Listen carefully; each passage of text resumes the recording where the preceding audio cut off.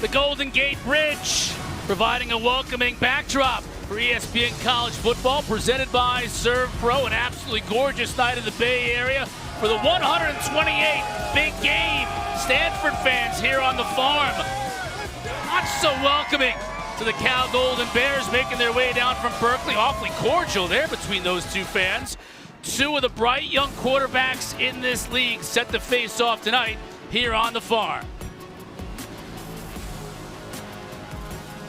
Hello, everybody. Alongside Max Brown, I'm Chris Cotter. They've been playing this game since 1892, one of the oldest and one of the best rivalries in the country. And we're in an era in college football with so much change, and no two programs have had to deal with that more than Cal and Stanford. And it's left these two fan bases craving tradition, and there's nothing more traditional with a matchup with your rival in the 128th big game. Should be a good one. Jared Chiava-Sangapolatelli is one of the top freshman quarterbacks in the country. He's new to this rivalry, but not new to getting it done on the field this season. And this rivalry is not new to great quarterback play. Some of the best quarterbacks this game's ever seen. And JKS, Jared Chiava-Sangapolatelli, is extremely talented for a true freshman. Was only the second opening day starter for Cal as a true freshman. Last one was Jared Goff. Since then, he's rattled off 10 straight starts with over 200 passing yards. He has a rare combination of arm strength and accuracy. Chris, he's going to be looking to push the ball down the field today. Both he and this redshirt freshman, Elijah Brown, for Stanford, are going to have an outstanding receiving corps, both teams to throw the football to. Two of the top wideouts, one on each team in this conference. Two of the most productive guys in this conference. Jacob DeJesus for Cal, coming off a game in which he had 16 receptions, over 150 yards. Second in the ACC in reception. C.J. Williams on the other side, different kind of skill set, more of a possession receiver. Came to Stanford by way of Wisconsin and USC. He's fifth in the ACC in reception. So both these teams got to get these guys going. For more on this great rivalry, let's send you down to the third member of our crew, Kendra Douglas, down on the field. Well, guys, I caught up with players from both sides of the team, and they were telling me about the passion and the mission of going after that Stanford Axe, and a trophy that was designated as the annual award to the winner of this game, dating back since 1933. When I caught up with Cal's Aiden Kianana, he told me that he's never in his career played in a big rivalry game like this one. Stanford tight end Sam Roush told me that General Manager Andrew Luck told him that he has receipts from this game, and he used that as a passion in a way to get these guys fired up. Guys, this is more than just bragging rights for these guys. It's about pride, it's about history, and it's about who takes home that Stanford Axe, guys. Yeah, Kendra, that Stanford Axe has belonged to the Cal Golden Bears in the last 4 seasons. He's trying to become the first Cal coach ever to win it 5 straight years. I think people forget, maybe not Cal fans, but they forget how long Justin Wilcox has been there. His first matchup in the big game was against David Shaw when he passed Pop Warner for the all-time wins mark as a Stanford head coach. Oh, how times have changed in those 9 seasons. And then Frank Wright on the other side in a totally different situation. Came in as the interim head coach, hired in March. Just a one and done. He's only got 2 more games as the Stanford head man, looking to go out on a high note. You see Stanford's record at 3-7. They finished 3-9 in each of the last 4 years. So Frank Reich, and to your point, his 1 season here, trying to get them that 1 extra win to confirm that this Cardinal team is heading in the right direction. Stanford won the toss. They defer to the second half. So we'll get a chance to see that young man right there, Sangapolatelli, first off for the Golden Bears, as they're going bowling. This is a team that, this has become an annual thing, but kind of like Stanford, they're trying to push it and get better. Not just 6-6, not just go bowling, but add a couple of more wins and keep that win total going every year. Yeah, under Justin Wilcox, Cal's been very steady, but the top end hasn't necessarily been there. Only their highest winning season was just 8 wins. You got a shot to beat that mark potentially if you finish the season strong. Obviously, a win versus Stanford would do that.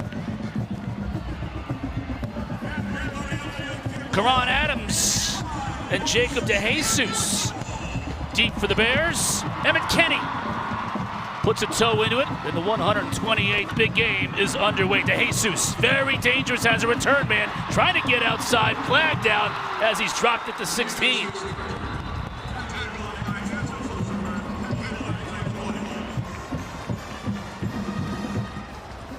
We'll hear from our referee tonight, Nate Black, early. Holding, receiving team, number 10. Penalty is half the distance to the goal. First down. So Jaron Kiava-Sangapolotele, the freshman out of Hawaii, initially went to Oregon, transferred out though before ever playing a down at Oregon, and then came to Cal here as a true freshman. In this matchup last year was Fernando Mendoza, the odds leader for Heisman Trophy winner this season. Led Cal, they were down 11 heading into the fourth quarter, led them on a big drive to win that game. This time it's the true freshman. Leads the ACC in attempts, which is the stat that sticks out to me. No training wheels with the true freshman. He's got the keys to the car. Kendrick Raphael, who's the workhorse, the bell cow, a rarity in today's college football that you have a bell cow, a tailback with teams spreading it around a little bit, but he's that guy for them. Yeah, Raphael, very much the featured back. You got Tron Grizel, Jordan King, and Jacob DeJesus. They're three receivers, very distinct skill sets. DeJesus is the speedy guy, King's more the possession guy, Grizel's the tall on the outside, and then Mason Minnie is the athletic tight end. Got two great tight ends in this matchup, Minnie for Cal and Roush for Stanford. Keep an eye on 21 as well. DeJesus, we mentioned him in the open. They'll move him around all over the place now in motion out of the backfield. And we've got movement and flags down.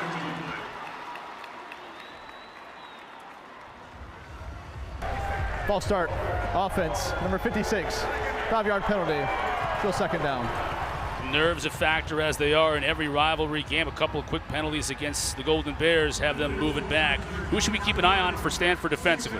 Yeah, most noteworthy, Wilfredo Ibar, he's out in this game. Other guys are going to have to step up around him. Matt Rose is their leading tackler. Tafiti is very much their edge pass rusher. Clay Patterson's a disruptive defensive tackle. Colin Wright, he was out a few weeks ago. He's their best corner. And then Scotty Edwards, they move him all around the park. Second leading tackler on this team. Sangapolotele to throw. Underneath has a receiver. That's DeJesus, slipped a tackle, but Matt Rose brought him down. It'll be third and about 7.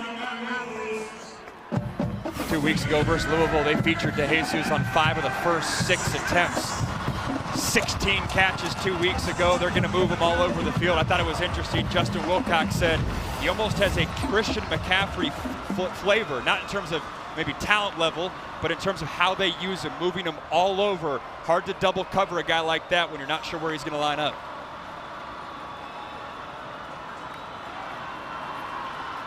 Stanford brings just 4. Sangapolotele has it knocked away on third down. Trying to get it to Jordan King, but Colin Wright was all over it. And Cal's going to be forced to punt deep in their own territory. And a dangerous throw by JKS. Late over the middle. Colin Wright, been banged up this season. He's their best corner, getting a hand. Nice pass break up there. Taking advantage of that penalty on special teams. Getting Cal with the 3 and out, giving your offense some momentum. Michael Kern to punt it away. It's a good high kick. Liam Thorpe's going to watch it go out of bounds. Right near midfield. They're going to mark it at the 48. Here comes Elijah Brown. You know a lot about this young man coming from your neck of the woods in Southern California, redshirt freshman. Coming from one of the best high school programs in the country, modern day. Rich line of quarterbacks, Matt Liner, Bryce Young, Matt Barkley. Elijah Brown replaced Bryce Young in high school, very successful. Didn't start the year as Stanford starter. They went with Ben Gulbranson for much of the season. Elijah Brown led him to a win versus Florida State. He's the head signal caller now. And he'll throw on first down. Pump fake. Now he's in all kinds of trouble. Tried to get it to his tight end, Sam Roush. And it goes incomplete. Sam Roush, one of the best tight ends in the country. He's their best offensive player. They think he's next up in a long line of great tight ends. Micah Ford is their featured back. Farrell's the speedster receiver on the outside. Caden High coming off a season-high 10 receptions. And then C.J. Williams is very much their featured receiver. More laundry on the field here early. Snap infraction. Offense, number 74. 5-yard penalty. Still second down. Redshirt junior out of Franklin, Tennessee. Fisher Anderson, the center. This is very much a key for both teams in this game. Both teams are dealing with offensive line struggles. Musical chairs, different lineups throughout the season. Big key in this game, which offensive line group can settle in first. So the Cardinal will move back 5 yards. Bring up second down and 15.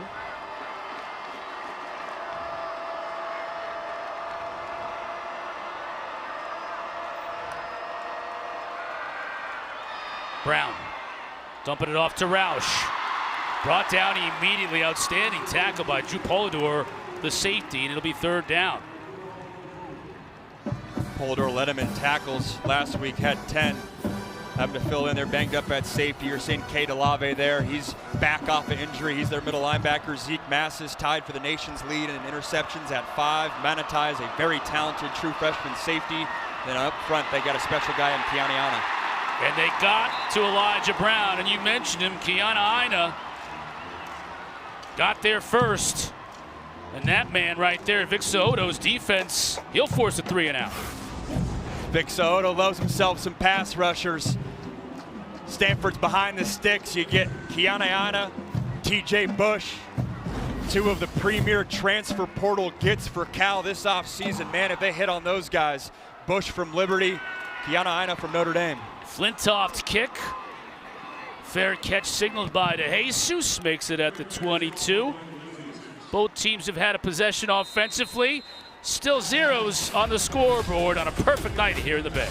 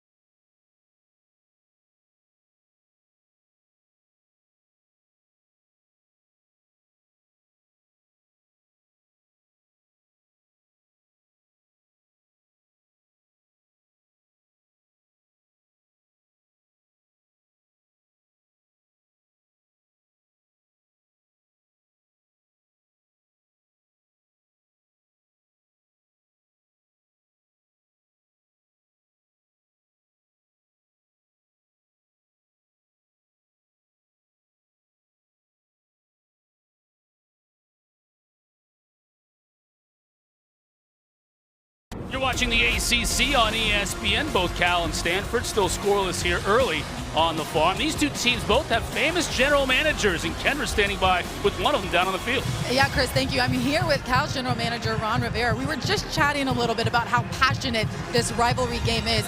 Can you share with me a special moment for you? Well, I was here for the 1982 big game with the 5 laterals and the trombone. That was about as special as it gets because it's one of those games that really did go down in history. We were talking a little bit about a guy that you have, JKS. I mean, the way he's been performing as of late, what do you see in him and what do you like about what he's been doing for this program? Well, you know, he's brought a lot of attention to us. He's helped raise our profile. Guys want to come here and be part of our football team. Ron, thank you. Thank you. Guys. Thank you, Kendra and Ron. And what was that? We just saw it. It works out really well for Cal. I don't even know what they were doing as far as that lineup. They had offensive linemen split out to the near side. It ended up being Karan Adams with a 14-yard run. That was a pop pass. One thing that's a guarantee in a rivalry game, and when your play caller is Brian Harsin, famous for calling the Boise State Statue of Liberty in 2007, 2008 Fiesta Bowl. Right there, little jet sweep, funky formation. Cal's an offense that formations a lot heading into the game. It's tough for Stanford to match up. Sangapolatelli out to DeJesus. Picks up about 4 on first down. New era of college football with general managers. You have Andrew Luck for Stanford and Ron Rivera for Cal. It's two GMs, even though they have the same title, vastly different responsibilities. Rivera's much more administrator. Luck's doing it all. He's recruiting as if he's a head coach. Fundraising, dealing with admissions, the whole deal. Sangapolatelli avoids the rush. Slings it downfield. It's almost intercepted. Colin Wright, once again, with great coverage. That's the second time we've called his name tonight. Covering the receiver like a glove, and Sangapolatelli just tried to sidearm it in there. Getting pressure from Omar Staples. JKS usually good outside the pocket right there. He's awfully lucky that wasn't intercepted. That's twice that Colin Wright has had an opportunity there. One of the leaders on this team, Stanford seniors. None of them have beat Cal as a player. Colin Wright's trying to change that today. DeJesus in the backfield. Now Sangapolatelli will move him out on 3rd and 6. Stanford's going to bring 5. It's picked up. DeJesus inside of Stanford territory, first down. He had 23 targets in their last game, the win at Louisville. It's just a mismatch from the start. You have no linebacker underneath, so he's one-on-one with Mitch Lieber. That's a tough matchup. You're 12 yards off. You're going to have that deep out all day long as JKS throws that on time. When it's 3rd down, they're looking DeJesus' way. He's already got 3 catches for 21 yards, and they'll try and get those mismatches all night long, moving them around. Again, DeJesus. Got a blocker in front of him. And he used that Raphael block perfectly to pick up 7. Impressive. They're moving him all over. Brian Harsin, that is, his offensive coordinator. Head coach at Auburn most recently. Before that, spent a lot of time at Boise State under Chris Peterson. That's where him and Justin Wilcox connected. Now calling plays for Justin Wilcox and getting DeJesus involved. They got a big old 54 in motion. Raphael maybe picks up a yard before Matt Rose brings him down. Well, you and I have got our work cut out for us tonight. We got to keep our heads on a swivel when 54 goes in motion. It's an athletic-looking tackle. Fred Williams started for them a bunch at left tackle this season. They've been rotating a lot at the tackle spot. Fred's a reserve tackle today, but certainly very athletic as we saw there. Now the tight end goes under center, pitches it to Sangapolatelli. He'll throw it back. He can throw it again, and he does. And he's got his man, Jordan King. What in the wide world of sports is going on out there? 17 yards. The trust you have to have in your offense to execute this play. You're having a tight end take the snap for under center. Then he's pitching it back, making sure it's a lateral. Then you're able to run it. Nope, I'm going to throw it and throw an accurate pass there with the gloves on. Mason Minnie, the transfer from Idaho, doing it all. What's the end game here, though? I mean, it's fun to watch here early, but you can't keep up this pace of trick plays, right? At some point in time, you got to go to bread and butter, and that's, in many cases, handing the ball off to this guy right here, although he hasn't had a lot of success. I said it earlier, but when you get a rivalry game, the call sheet gets a lot longer in the trick play department, which is kind of the nature of these matchups. But to your point, we've seen 3 on this drive. How deep is the well there? Tight end Mason Minnie was the one who threw that ball. It's his second pass this year, and both of them have gone for first downs. Now to DeJesus again out of the backfield, into the slot. Sangapolatelli looks that way and throws that way, gets blasted. Makes the catch. But boy, did he take a wallop from Colin Wright. Colin Wright is all over this field, playing it inside in between the hashes, right there on the outside, and they're looking at DeJesus. When you take a big shot like that, always got to be wary of concussion protocol or anything like that. Seeing Wright trigger right away. Clean hit, violent game. DeJesus up right away. Have to keep an eye on that, whether or not DeJesus comes back in on this drive. Cal's already converted 2 third downs on this drive. Facing 3rd and 5 here. Empty backfield for Sangapolatelli. Stanford showing pressure. They bring just 4. And they get him anyways.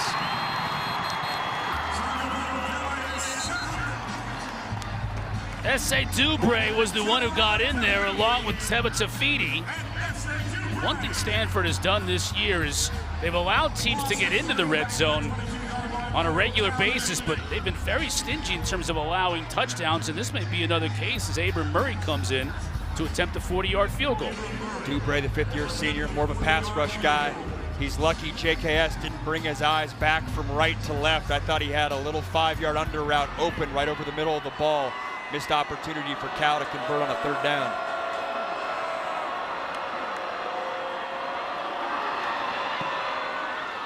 Murray is good.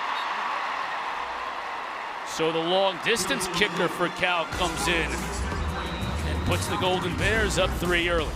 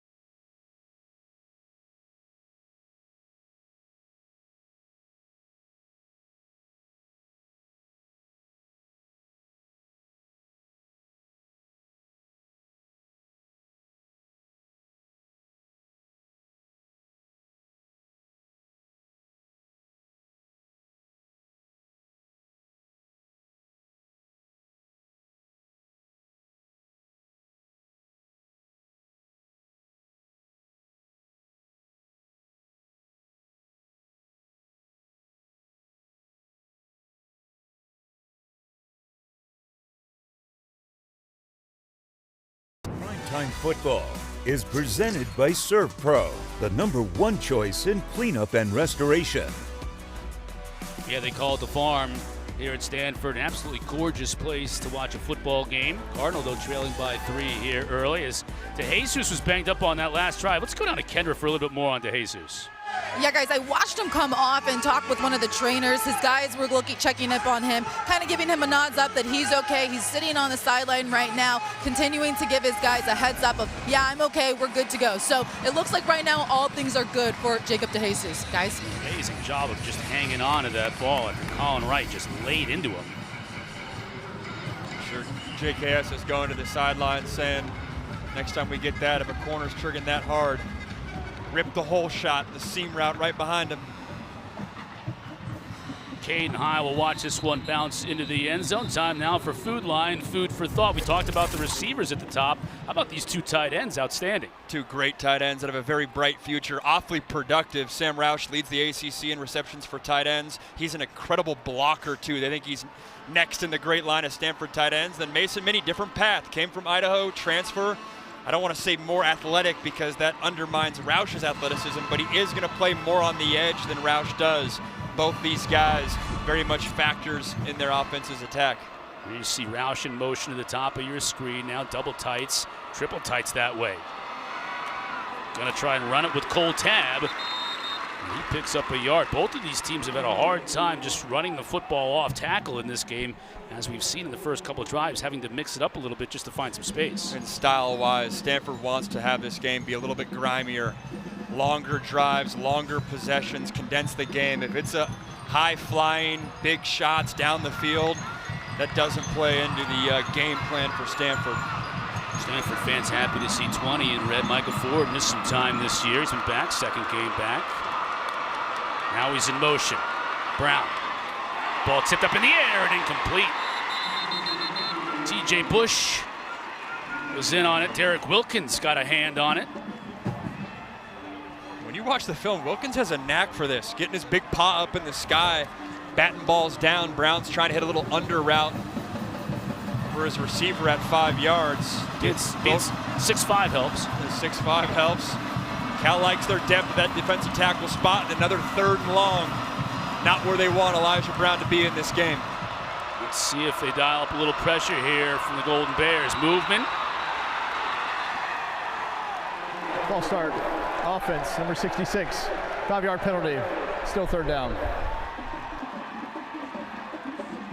Nicky Prongos, left tackle. He's Stanford's best offensive lineman. Again, a unit that's been playing a lot of young guys, moving guys around. First couple months of the season, didn't really have the same rotation there. That's back-to-back drives. We've seen some mental errors from this Stanford offense.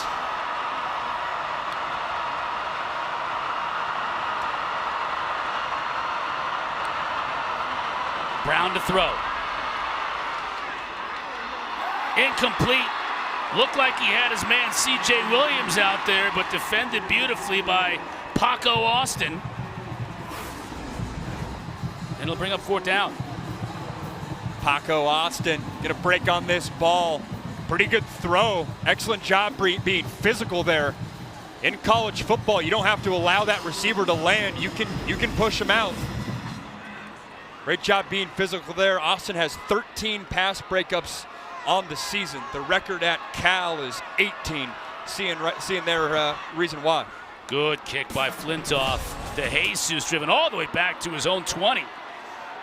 Trying to set up his blockers, which he does beautiful. Cuts it back, still on his feet. Man, this kid is dangerous. Flag down behind the play. We'll check the marker, but that can't take anything away from how dangerous De Jesus is with the ball in his hands. 2 seasons ago, he was an All-American return man at UNLV. Big part of his game. It's not just offense. We've got 2 flags in 2 different areas on the field as Nate Black and his crew discuss things. One way back here at the Stanford 35 and another one near the 30 of the Cal Golden Bears.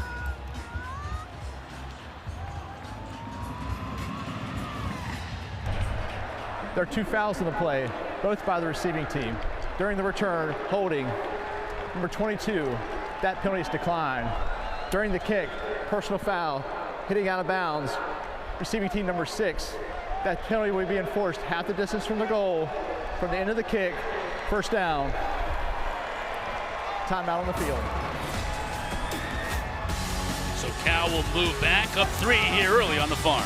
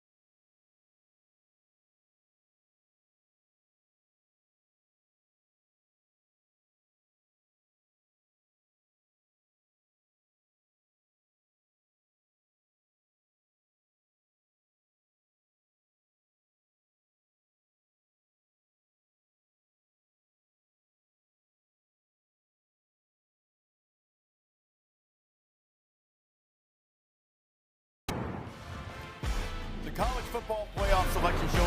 The bracket will be filled. Judgment Day is here. Selection show presented by AT&T, December 7th at noon. A lot of games today, including ones going on right now, that are going to have an impact on those brackets. There's no question about it. Stanford band here in full effect. That penalty against Cal was marked off half the distance from the 20 where DeJesus caught the ball. So that's, in effect, a 32-yard penalty. And once again, Kendrick Raphael having a hard time finding space to run. Give him maybe 2. Yeah, interested to see what Brian Harsin does here. You try to establish the run. The first drive, you were 3 and out. Second drive was heavy trick plays, ended in a field goal. I think they want to do everything they can to establish the run. They don't want to become one-dimensional and just rely on JKS's left arm to carry the offense and the team all 4 quarters. Or the tight end Mason Minnie's right arm. I mean, almost everything on that last drive. I'd be game for more trick plays. At this rate, we're getting 20 this game. Raphael, that's a nice cut inside to get a little bit more, but again, it's tough sailing here with Darius Davis. That's 2 tackles in a row for the safety for the Cardinal. And it's just 2-3 yards. Let's see what Bobby April and Andy Thompson dial up there.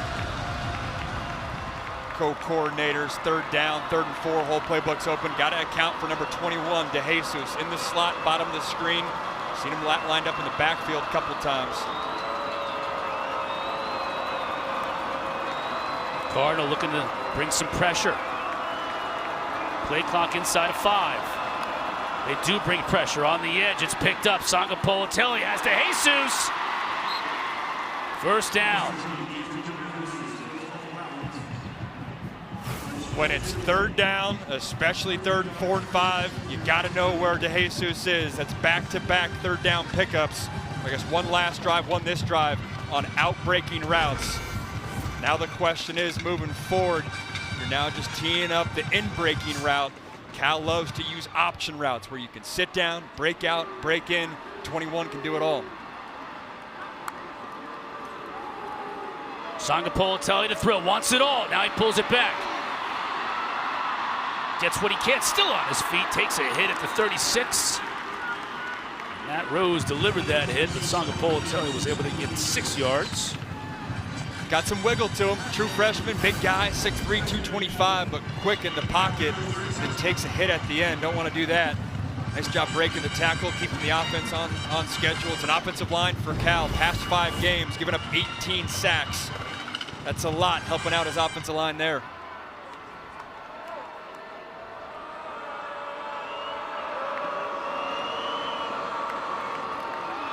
Give to Raphael, sidesteps 1 defender, close to the first down.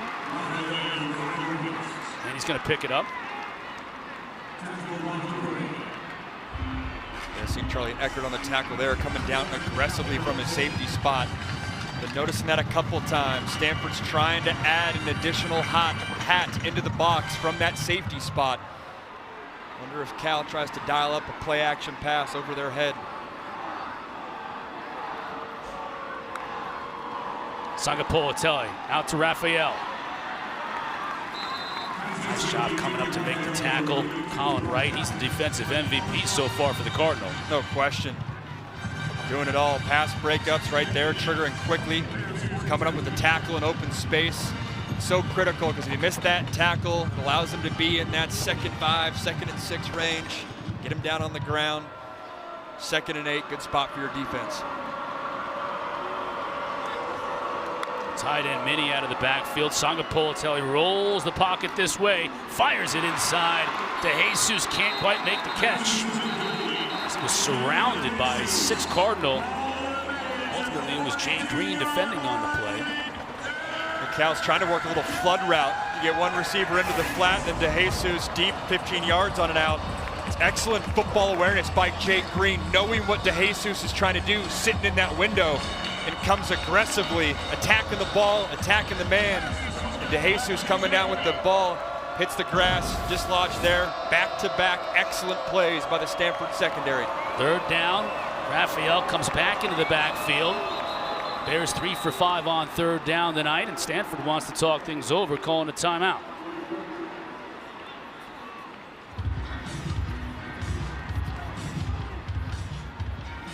We mentioned Colin Wright out of that cornerback spot. You know, initially I think at the start of the game we'd be talking about the Cal cornerbacks, but it's Colin Wright who's been the big star. He's done it in multiple ways. It hasn't just been coverage. Right there with the pass breakup. Here, he's going to want this one back. That's an interception, but still an excellent play. And then the big hit onto Jesus. 21's going to remember that one next time he does a 5-yard out into the short side of the field. It's been physical. It's also been getting it done in coverage. Chris, when we were here a few weeks ago, he was banged up versus Pitt, late scratch. Stanford's glad to have him back. Redshirt junior out of Missouri City, Texas.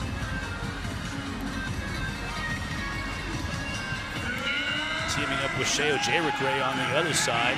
Both these teams have an outstanding cornerback tandems.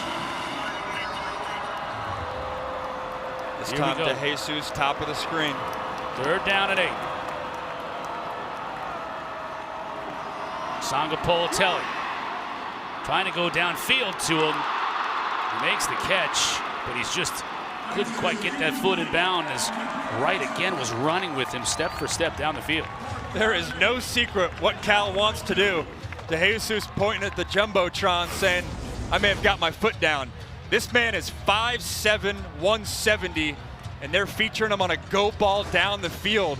And he made every effort to get that right foot down. He secured the ball. I just think that left foot was on the white line. What an effort. Tight coverage by Stanford. And this play is going to be reviewed for exactly what you said. There are two issues here. Did he get a foot in bounds? The other thing is, did he step out of bounds first? See that left foot? He stepped out of bounds, so it won't matter. Yep. Because he's illegally touching this ball right here. And the official put his hat down. See the official back there behind it? He is sans cap. Because I think he caught that football if he did not step out. And he caught that left foot, I think, is the foot that he got in bounds. The only thing is, does he double tap his left foot and reestablish position? He technically is forced out because Colin Wright is touching him. And now the question is, does he get 2 feet back in? That's the issue. So they have to determine whether he was forced out first, because I think it's pretty clear that he was out. And if he reestablished, then does he get a foot in bounds after catching the ball? So he's out there and Wright is touching him. And then he's out there again. Then there's 1 foot down. And it's going to be whether or not he double tapped that left foot on the back end. Mark McEnany is our replay official tonight, in conjunction with our referee, Nate Black. So there's several things they're looking at on this play. Whether it goes as a catch or not, it just shows you, one, Colin Wright running step for step down the field with Jacob DeJesus. Great coverage. And two, what an unbelievable receiver Jacob DeJesus is to even give himself a chance to make this catch. It was fun talking with the Cal staff, and Vic Soto, their co-defensive coordinator, handles a lot of their recruiting efforts. And they were saying last year we were watching the Syracuse UNLV film and we're saying, like, who's this little guy tearing up Syracuse? It was DeJesus. He hops in the portal a few months later, and Cal was quick to snatch him up. The ruling on the field is upheld. It's 4th down. Ruling on the field is upheld. Wasn't enough for the replay officials, much to the chagrin of Coach Wilcox, to overturn it. So it'll force a punt.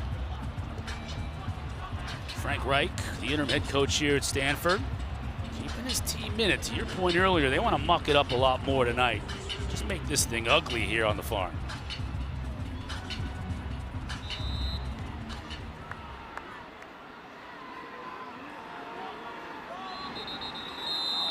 And we get whistles before Kern is able to get the punt off. Ball start. Offense, number 22. 5-yard penalty. It's still 4th down. Please reset the game clock to 11 minutes 32 seconds. A lot of special teams errors tonight, too. That's something you see a lot in game one, more than you do at the end of November.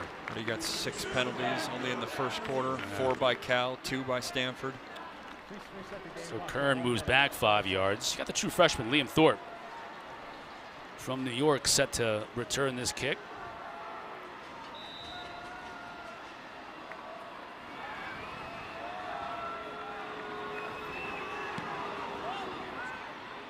Thorpe's going to call for a fair catch.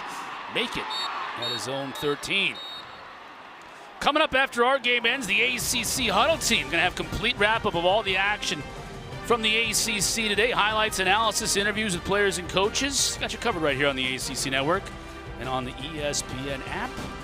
We'll talk about this game. They'll talk about some of the other games earlier on in the day. Miami with the win. Georgia Tech right now getting blasted by What a response by Pitt. Very meaningful game in the ACC race. Pitt got beat bad versus Notre Dame a week ago. Still in the CFP hunt. Coach Narduzzi didn't care. Not a conference game. It's all about this week. Apparently they prepared really well for it. Ford just trying to move the pile. Picks up about 4.5. Stanley Soloway McKenzie on the tackle. Stanford offense a really hard time moving the football. Yeah, this is a big drive. It feels like Cal's had complete command of the game through 1 quarter, but it's only 3-0. Scoreboard doesn't reflect that. If you put a drive together here, maybe get some points, flips the script. Right now, 7 plays for 1 yard offensively for Stanford here in this first quarter. They've yet to pick up a first down.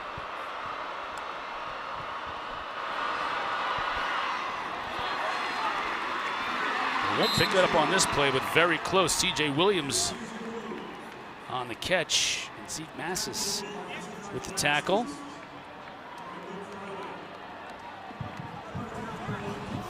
Justin Wilcox, we're going to hear from him, Cal head coach, on the other side. And Stanford won't get a play off. First quarter in the books. The Bears in the 128th big game, leading 3-0 after 1.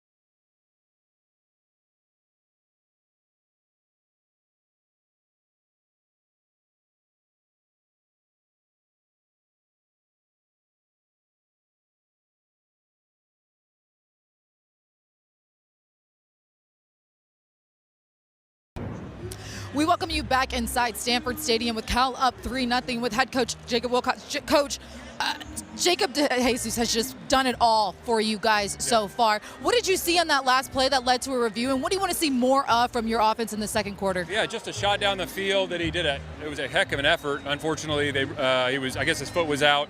I think the big thing is special teams penalties, and that's resulted in bad field position. So we got to do a better job on special teams, get better field position, and finish some drives on offense. All right, thanks, Coach. Thank you. Guys.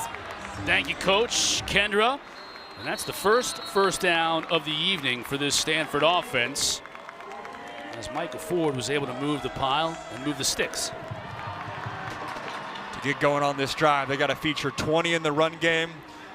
Also got to get Sam Roush a touch. That's always if you're Frank Reich, that's the mentality. Establish the run, and then Roush, even though he's a tight end, a little bit different than the DeJesus package of being a receiver. But tight end, can you find a way to get him easy completions and allow Brown, your quarterback, to get in rhythm?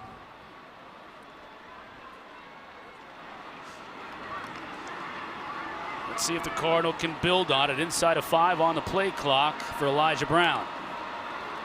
Little trickeration for them, too. Bryce Farrell, can he get to the edge? Enough to pick up about 7. Just avoided the tackle initially to get out and pick up some yards. TJ Bush eventually ran him out, but Farrell showing some speed on the outside. Yeah, not a lot of guys that are going to beat Bryce Farrell to the edge. He's a true 4.3 40-yard dash guy. 6-year senior. He's one of the rare guys that was wearing a Stanford uniform when they last beat Cal. Did not play in that game, but was on the roster. Actually gave up football before last spring and got the hankering for it some more. Flea flicker, trying to find Roush downfield, and he's covered beautifully that time by Cade Uluwave. Nice to see somebody with a neck roll. Stanford's got a couple of guys. Roush is one of them. We said it. Wanted to get Sam Roush a target, one-on-one matchup. Best defensive player versus best offensive player. Cade Uluwave been banged up the past couple of weeks. Pretty good coverage. Really good throw by Brown. Gave Roush a chance there. That's a matchup that Stanford would take one-on-one with your best skill player. That's really dangerous. My goodness, Zeke Massis almost had interception number 6 on the year. And almost had the nation's lead by himself in interceptions. Right now he's tied with a couple guys with 5 on the year. That was almost 6. Remember Cal last year with Noel Williams, now playing with the Kansas City Chiefs, led the country in interceptions with 7. There's something in the water in Berkeley. He's going to want that one back. That could have changed this entire drive. He would have caught that and had room to run too. Flintoff now to kick it to DeJesus. High in the air and shanked. This is not going to be a very long punt at all. As a matter of fact, they're going to mark it at the 43-yard line. Still marking it back, but it's going to be great field position for Cal when we come back.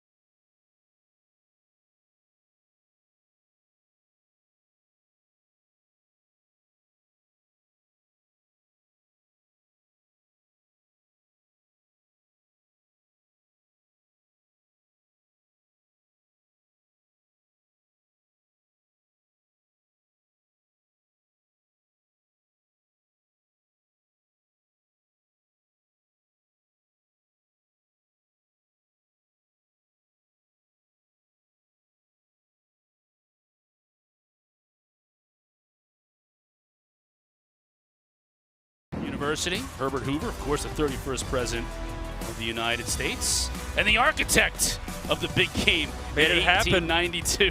The student manager way back in the day. Yes. Cal Ball at their own 45. Kendra's standing by with a special guest. Yeah, guys, thanks, Chris. I'm here with Stanford's general manager and Andrew Luck. We were talking a little bit about how important this rivalry is. For you, being able to be a part of it, how meaningful is it? It's huge. It was great to be as a player and now be as a GM and watch these guys. I'm going to watch here for a second. Oh, ball! Go, Jay, go! Go, Jay! Go!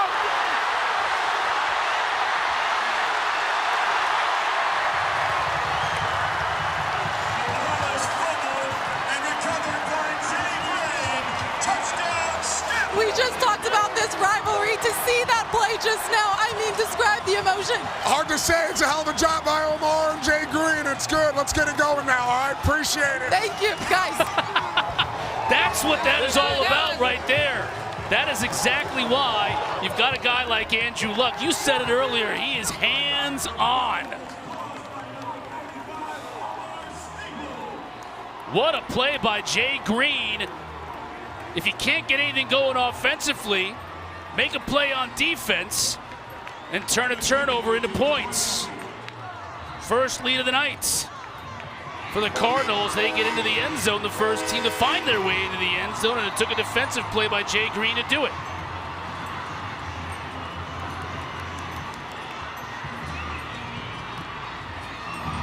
Kenny for the PAT, and Andrew Luck brings luck for the Cardinals. They take the lead.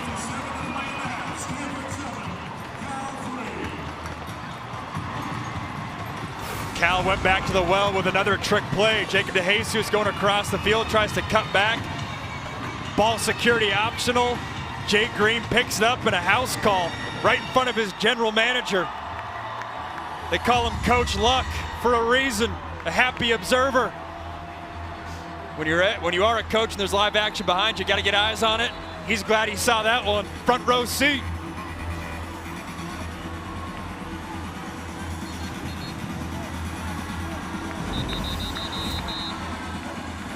Said it a couple times, but not a lot of GMs you're seeing on the sideline drinking water, clapping hands with the guys, coaching, encouraging.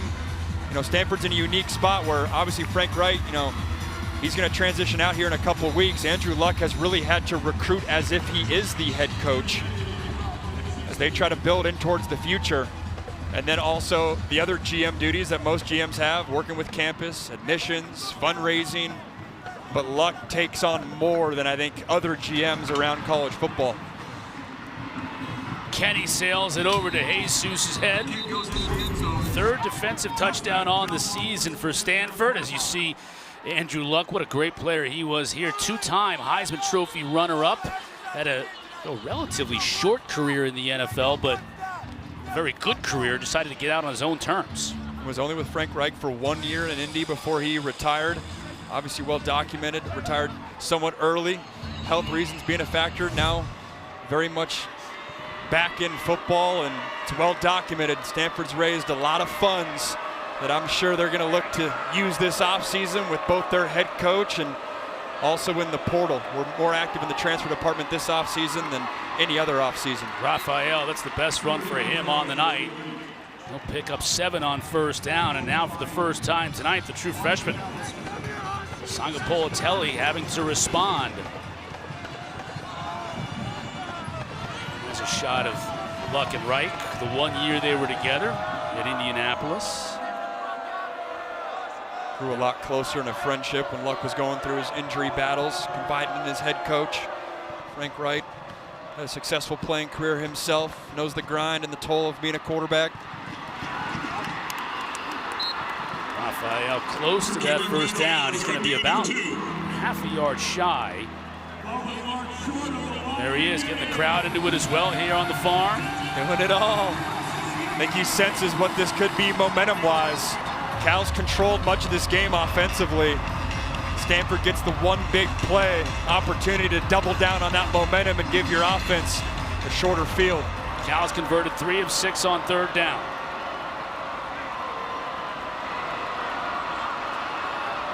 Sangapolitelli under center. Gives it to Raphael. He's met at the line of scrimmage and pushed back.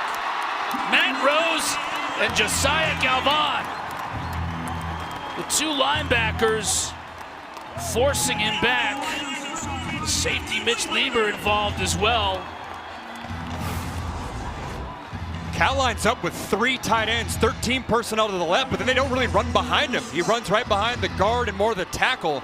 I thought they had numbers on the outside edge. Excellent job by the Stanford front 7. Knowing that it's 3rd and short, triggering quickly and physical at the point of attack. Kern, a low kick. High, calls for the fair catch at his own 24. Stanford with the lead here and all the momentum.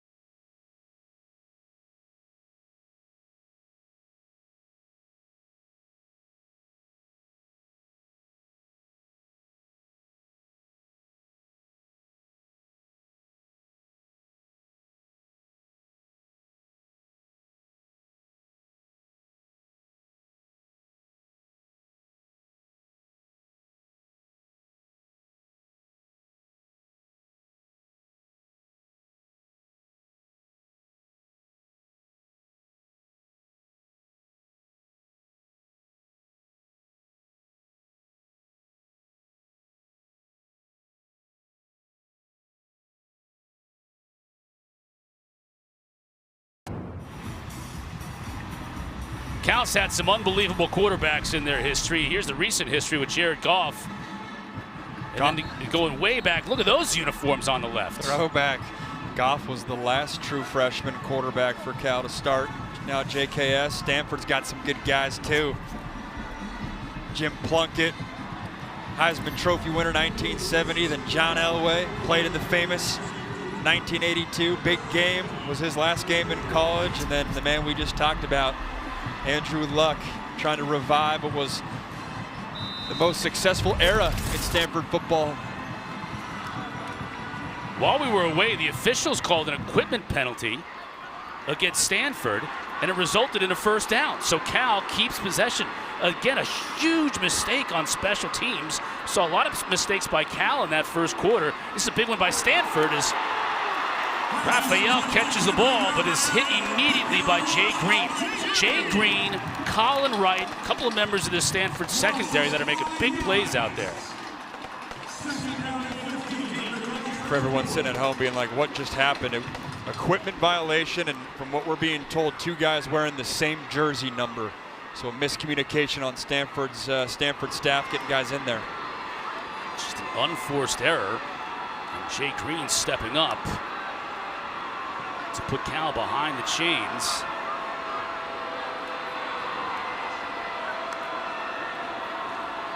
Sangapolatelli has all kinds of time, and he hits his tight end over the middle. Nothing much doing there as Stanford only rushed 3. They dropped everybody else back. The defense's leading tackler right there, Matt Rose. His defensive coordinator, Bobby April, told us that the defense goes as Matt Rose goes.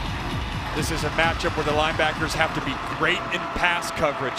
JKS tests the linebackers, forcing them to drop deep They put a lot of pressure on those guys to cover and not only tackle. 3rd and 11. Sangapolatelli, pressure off the edge. That's Grizel. And he's going to pick up the first down by just a yard. 12 yards on the pitch and catch.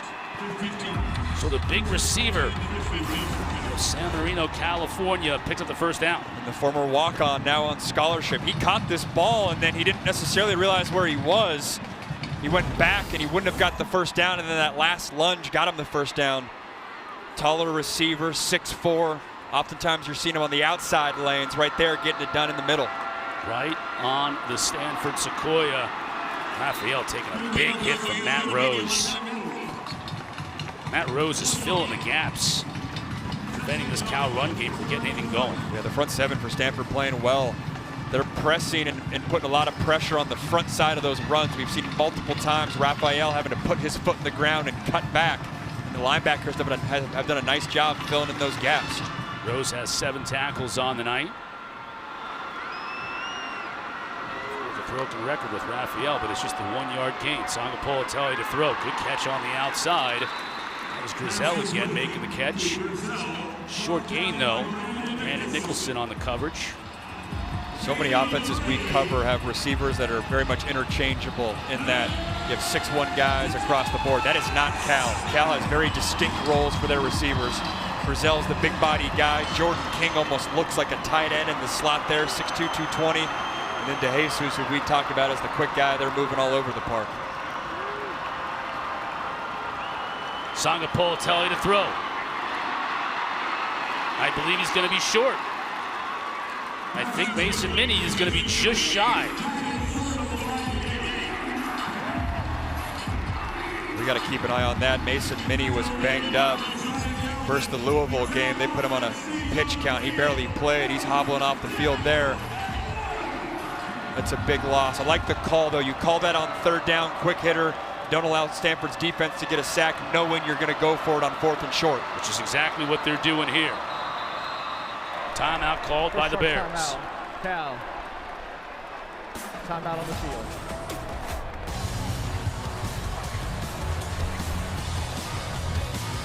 Midway through the 2nd quarter, Bears staring at a 4th down when we come back.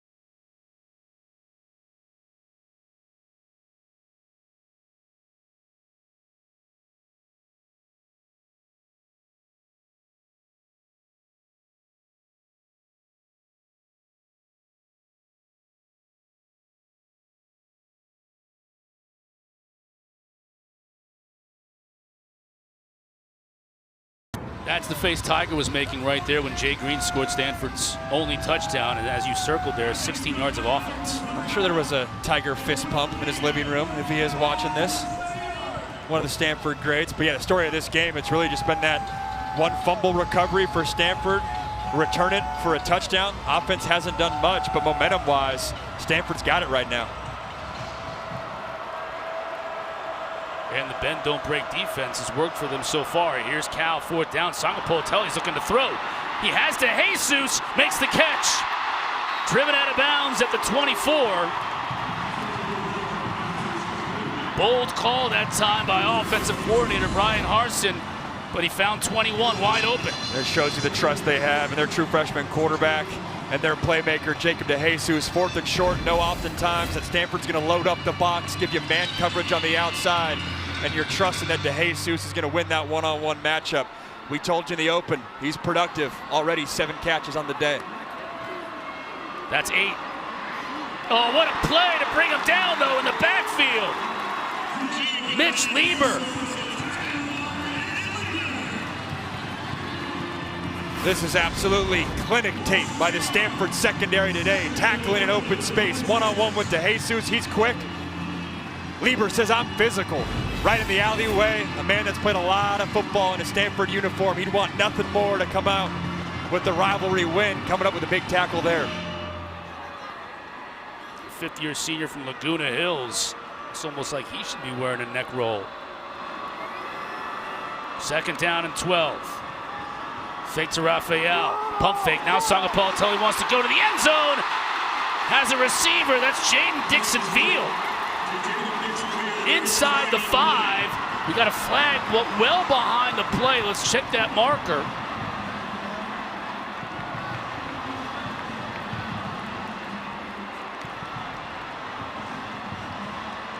Result of the play is a first down after the play, personal foul, unnecessary roughness. Offense number 66. 15-yard penalty will be first down. Jordan Spasovic-Moko, the guilty party. You see Coach Wilcox and Ron Rivera having a word, so they're inside the 5, then they'll march 15 yards back. See the arm strike by JKS fitting into a small window.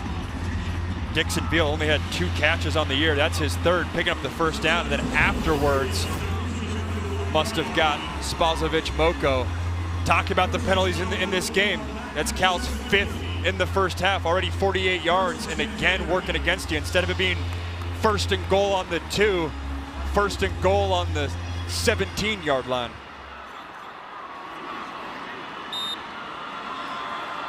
Thirteenth play on a drive that's taken over 7 minutes off the clock. Lieber and Stanford showing pressure. It's picked up over the middle. Grizel with the catch. Got leveled at the 5. Now a flag comes out very late. Tron Grizel made the catch. Colin Wright with the hit, and then the flag came out. Yeah, they're going to look at Lieber on a targeting call right here with Grizel coming over the middle. Nice throw by JKS, right on target. That's high. That's a kill shot for Tron Grizel. Great job receiver-wise, coming down with that over the middle. Personal foul, targeting, defense, number 32. That foul is under further review. So the call is going to go against Lieber for targeting. Grizel's fired up.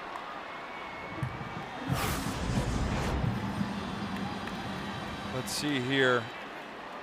Does a pretty good job of keeping his head up, Lieber does. You're not seeing the lunging there. You are getting the head or neck area. Then he finishes more with the lunge.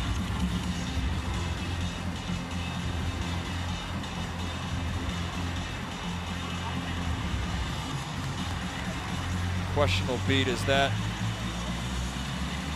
get off the side of the face mask there? To me, if the call's targeting there, and then I think his forward moment with that, or momentum with the crown of helmet, obviously not hitting the chest plate of Grizel. Get upheld there.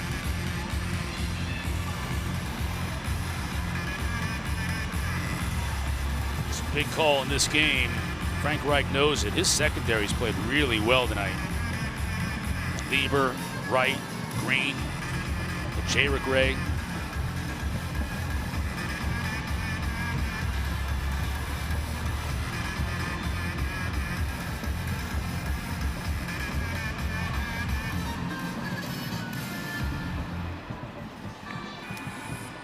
The officials are taking their time looking at this one, knowing how big of a call this is. Yeah, this one to me is harder because I think Lieber does a good job trying to keep his face mask and head up. And then I don't think it's not a lunge in the traditional way that they're trying to remove out of the game, but his momentum obviously is falling forward at the end.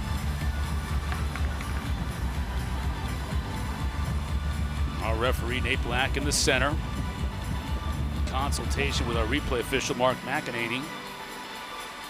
Player in question is Mitch Lieber on the left, starting safety,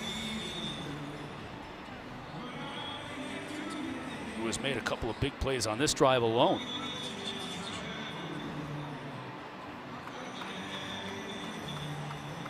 Lieber's body language is as if he is staying in this ball game. He's probably thinking you're gonna have to drag me off this field. And we'll get the verdict from Nate Black. After further review, there is no foul for targeting. Result of play, first down. Yeah, good call, partner. You saw it. Lieber stays in, but it's a...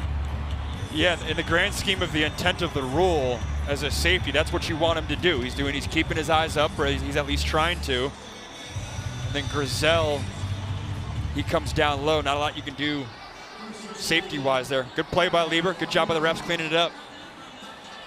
And a great catch by Grizel. That's the biggest part. You get the first down. First and goal here again. More flags. Substitution violation against Cal. First down. These are mental mistakes too. These are not hustle penalties. Yeah, this is the problem when you rotate so many offensive linemen for Cal. I mean, in the past few weeks, they've played and started 8 different offensive linemen, 9 different offensive linemen, and then you come to the park with 31 personnel groups or formations, excuse me. Most teams, we talked to Stanford about that. Most teams have 15, 16 formation. Cal has 31 plus a lot of rotating going on the offensive line. When you're in these packages, it can be tough to get all the men lined up. Sangapolatelli fakes it to Raphael. Looking to run it himself. Picks up maybe 3.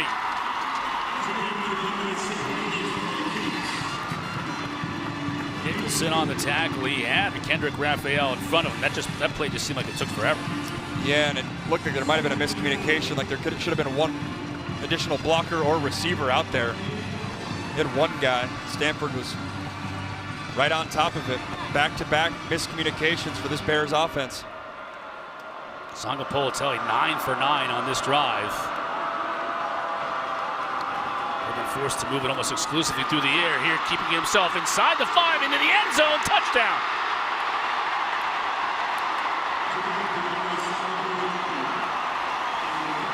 That's the best run of the day for this Cal team, and it comes with Kiame Sangapolatelli keeping it himself on the design quarterback draw. It's an excellent call by Brian Harsin. We talked about those formations. All 31 of them. You spread them out wide, you get numbers in the box. Not enough Stanford defenders in there. And we don't talk about Jaron Kiave Sangapolatelli's legs a lot, but his quickness can very much be a factor. The question now for Cal fans watching is he okay? Took a shot there at the end towards the goal line.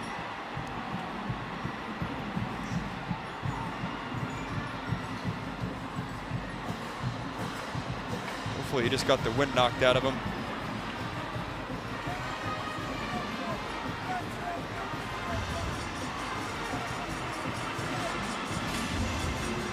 Justin Wilcox describes him as having that aloha way about him from Hawaii, but also being a killer as far as being competitive. They're looking at the knee here. Takes a shot there. Don't see him down yet. I think the ball crosses before, at least from that vantage point. I don't see his knee down. Let's see if we can see it here. What a cut right there too. Back against the grain. Juke out Sam Mattingly. The knee is down there, but you can't see where the ball is there. He falls into the end zone, but you can't see where it is there with the knee going down. Remember the play play on the field was ruled a touchdown. That was the call. So you're going to have to find some evidence that says when that knee was down, the ball hadn't broken the plane yet.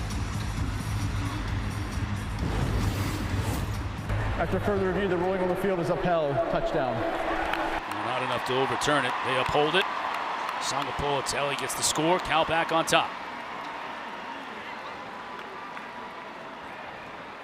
Nice response on that drive. Drive before you had the DeJesus fumble that resulted in a Stanford score. Cal's offense has been playing well. It's really just been that one turnover and some field position penalties, but they've been moving the ball this first half.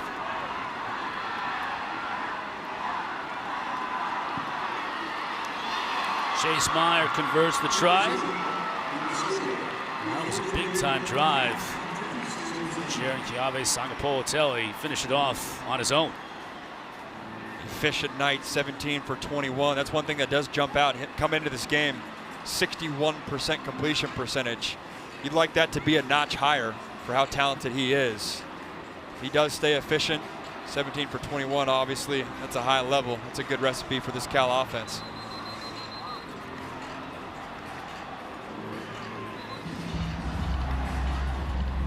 Right there talking with his backup quarterback, Devin Brown. In the offseason, Devin Brown was a big transfer portal get for Cal. Coming from Ohio State, was in that quarterback battle. A lot of people thought it was going to be his show. JKS then shows up after a quick pit stop at Oregon for Rose Bowl practice. When JKS won that job, I think it put the whole ACC on notice of this guy might have something special.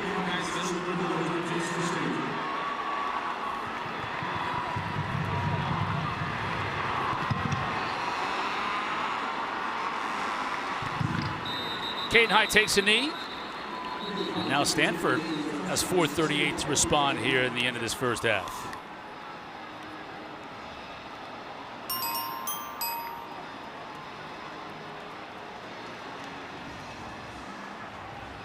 Big rivalry games coming up this week. Georgia Tech Friday on ABC. Battle for the Commonwealth in Louisville. The game on the ACC network. You and I will be in Raleigh Saturday night. Back-to-back rivalry games. Excited for that one. Stanford here on this drive will have nothing more than a long drive. Ideally be the last possession of this half. Most importantly, coming up with some points. They only had 12 offensive snaps all first half long so far. Brown to throw, going downfield. As a receiver, falls inside of Cal territory. Got a flag down though, right near the line of scrimmage. Offside. Defense number 3. That penalty is declined. Result of the play. First down. TJ Bush offside. It's not going to matter though. So much love goes to Sam Roush, rightfully so, but Benji Blackburn, their backup tight end, they think very highly of. I think he'd start at most Power 4 programs. It's got to be a personnel group that Stanford loves. 12 personnel, Roush and Blackburn in there.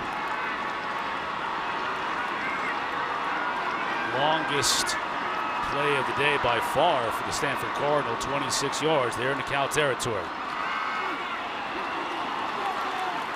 Michael Ford, good pickup on first down. Stanford's had some great tight ends over the years too. Look at that list. A lot of them in that Andrew Luck era. Hooper still playing in the NFL. Zach Ertz obviously playing at a super high level. A lot of it was when I was playing Stanford too. The run, it was literally every single tight end they put out on the field ended up being a NFL draft pick, being on fantasy squads 3 years later. Ford picked up 6 on first down. Cardinal got it cooking here. They're going to go to him again. Again, he gets into the second level. Brought down to the 34, so back-to-back good runs by Micah Ford. Cardinal are in business here. When you get this run game going, that unlocks the play-action game for Stanford, and that's who they want to be. That's how you get your tight end touches. Micah Ford, 220 pounds, too. If you can get him going, try to wear down this Cal defense as you get into the second half. Coming into this drive, Stanford only had 1 first down in the entire first half. They've picked up a couple on this drive alone. Staying with Ford in a big hole on the right side. Can't avoid the tackle of Aid Manitai, though. Safety, true freshman, also out of Hawaii. Luke Forelli in on the tackle as well. There's Manitai. They think he could be the next great one in a long line of very productive Cal safeties. A lot of guys playing in the NFL. Craig Woodson starting for the Pats. Jalen Hawkins for the Patriots as well. Cam Bynum played safety, now corner for the Colts. Manitai from Hawaii, they think, is next up. Just riding forward here. Pushes forward for about 3.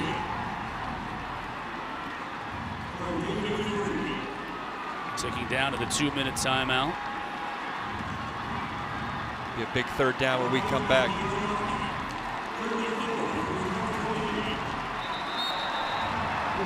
We'll take a break with them. Cardinal, 3rd and 4 when we come back, trailing by 3.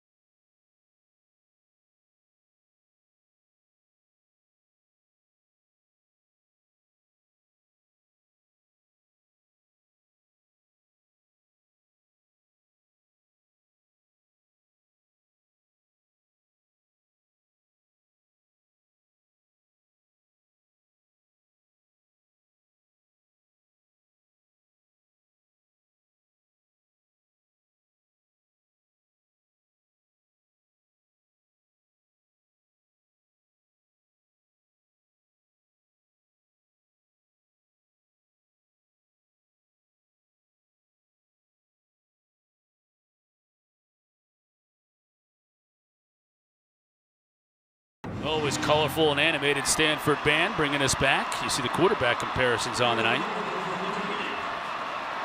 Stanford just 17 snaps in the entire first half, and a big one coming up here. 18 is a 3rd down and 4.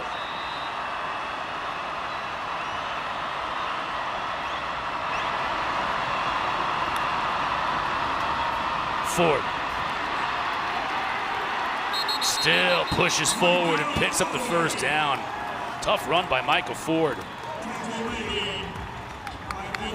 It's a great cut by him too, knowing where the sticks are, getting upfield, getting behind his pads.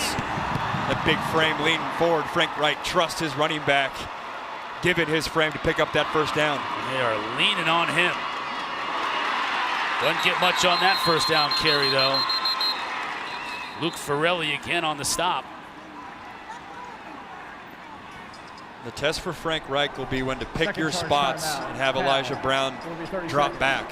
It's not going to be the JKS blueprint of consistently relying on drop back passes. It's got to be run game, play action, and then when you have your shot plays, that's when it's going to be on Brown to execute. Cal calling a timeout. They've still got 1 left on the board, so they're Wilcox thinking, get a stop here, maybe force a long field goal. They'll have some time for Sangapolatelli to do something with it himself.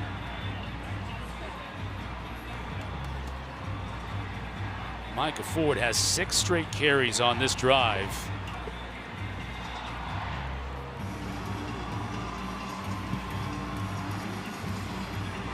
.27 yards. Sophomore from Toms River, New Jersey, is the workhorse. Brown to throw. Going to the end zone. Lot of contact. And the flag comes out. Paco Austin is going to get called for pass interference.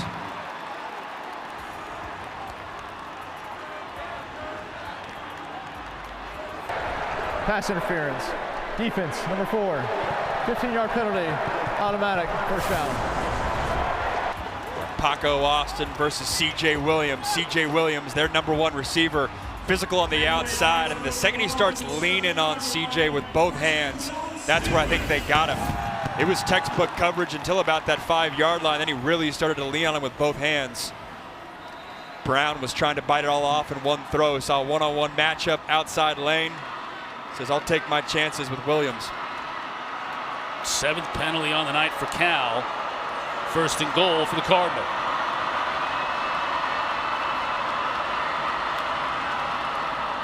Cole Tab. Met at the 5, dropped right there. To Polidor, help from Mulawave. And Cal's going to call their 3rd and final timeout. Cal, it will be 30 seconds. See right there, Stanford running right behind Sam Roush, the tight end spot. It's a unique element that very few offenses can do because they feel like Roush blocks as well as an offensive tackle does, even though he is a tight end. So when you roll that ball back around in your tab, allows you to have an extra hat there that most offenses don't have that luxury. Stanford offensive coordinator Nate Beim said Roush is the best blocking tight end in the country. Think about the NFL. We see a lot of tight ends that are like big receivers, but not a lot that you can say, like, yeah, that's a great blocker. And on the flip side, Vic Soto, Cal's defensive line coach, was like, it's very rare to see a really good college tight end. You might see an athletic tight end, you might see a good receiving tight end, but a guy that is truly the complete package, very rare to find in college football. And like we've said this whole half, Sam Roush, one of those guys rocking the Nerd Nation shades. Throwback. Love it.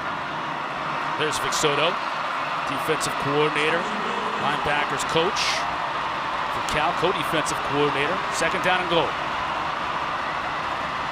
Fake to Ford. Brown looking to the end zone. Overshoots his man. Didn't see what he liked in coverage, and for good reason. Williams was double covered. He just chucked that over his head.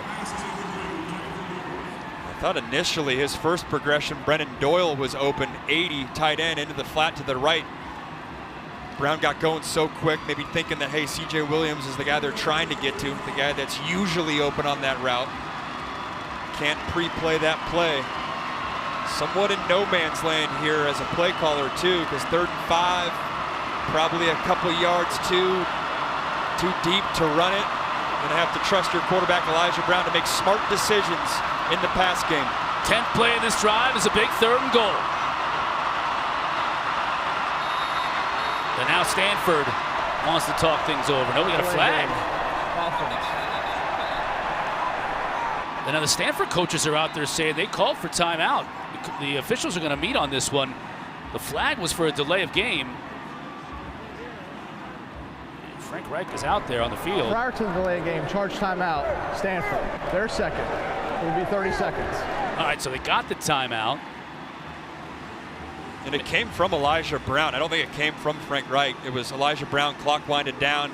He knew he didn't have enough time to make the audible that he wanted. My guess is Reich gave him 2 plays, and he can check the play to a run play if he has enough time, and that's just a young quarterback still only in his first few starts, not realizing you can't make that call that late in the clock. Luckily they had the timeout to spare.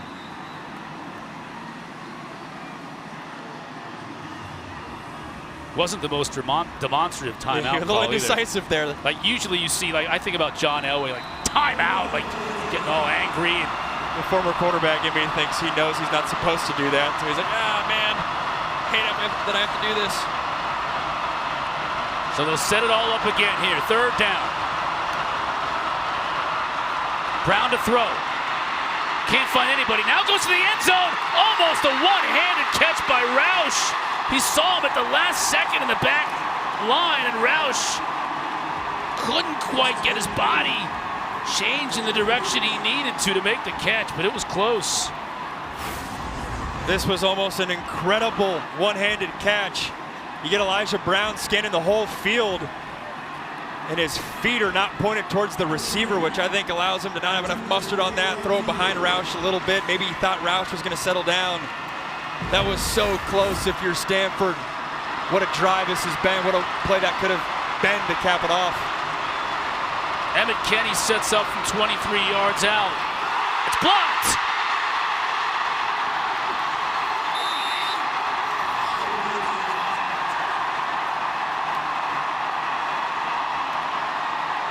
Drew Polidor in on the play. Uluave was as well. Big club on his right hand and all. Farrelly got a piece of it as well. Let's see who got it. Polidor's 2. He's right there in the middle. He got that one clean and easy.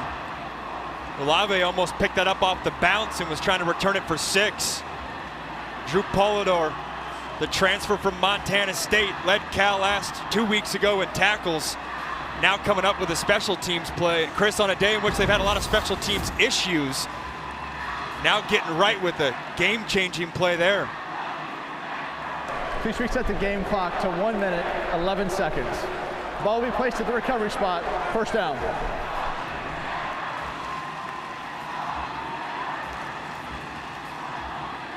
Uluave with a club on his right hand, saying he should have picked that one up and returned it for 6. You see that right hand injury, that arm injury he's got. What a huge moment, though. Stanford's best offensive drive of the day by far. You get the block field goal, and now you allow your star quarterback with 1:11 left. Yes, you have no timeouts, but an opportunity one last time before the half to put up points on the board.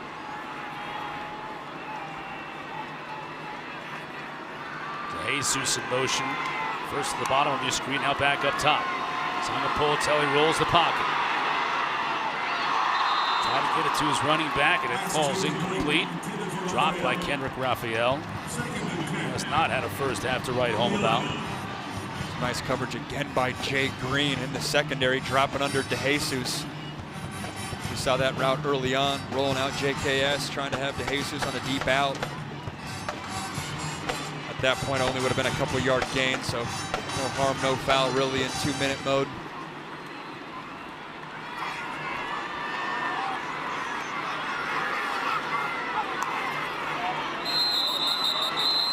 Completely out of sync on that play.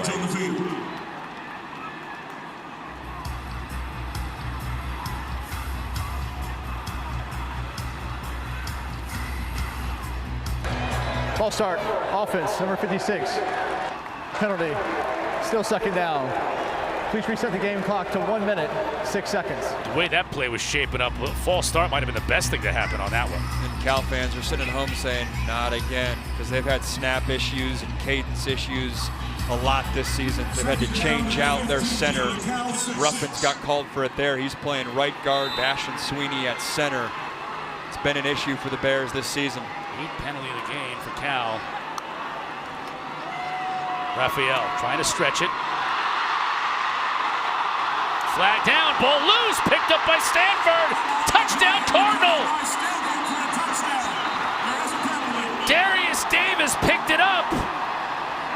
We got to check the marker.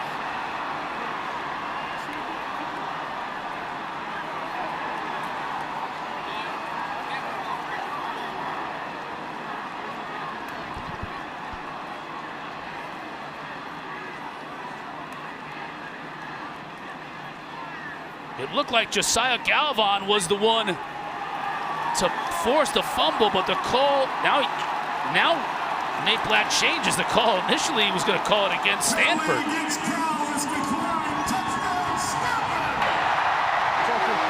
Fumble recovered by the defense.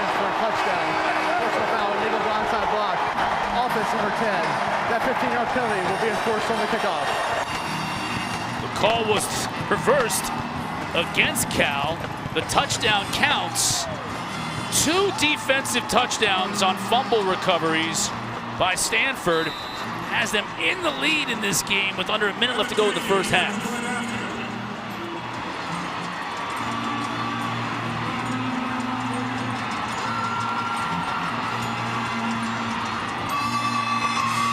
Kenny hits the PAT, and we've got to look at that again. There have been 2 scoop-and-score touchdowns that have completely changed this game. You're going to get Raphael off the left side. The penalty comes by Jaden Dixon-Veal. Blockage, ball in the wrong arm. Stanford punches it out. Darius Davis gets the house call. Who punched it out there? Excellent job, aggressive and violent with the right fist. That was Galvan. Guy who's been banged up a lot of the year. They're happy to have him back and healthy. What a play. Really, 2 plays in this first half have changed the entire outlook for this Stanford team. Not as weird as the band is out on the field, but still a really weird first half for Stanford, and the fact that the offense has been, other than that last drive, inept at times tonight, and yet they lead 14-10 here with the final minute left to go in the first half.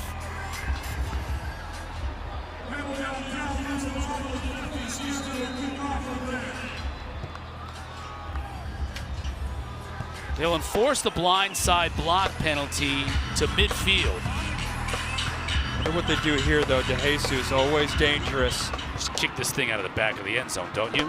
Oh, exactly penalty. what they do. Yep. With the penalty, you just kick it through the uprights and keep it away from 21. College basketball season ramping up. We've got some ranked teams featuring an ACC, featured on the ACC network this week. Got Cameron Boozer, number 5 Duke, hosting Howard University at 4 p.m.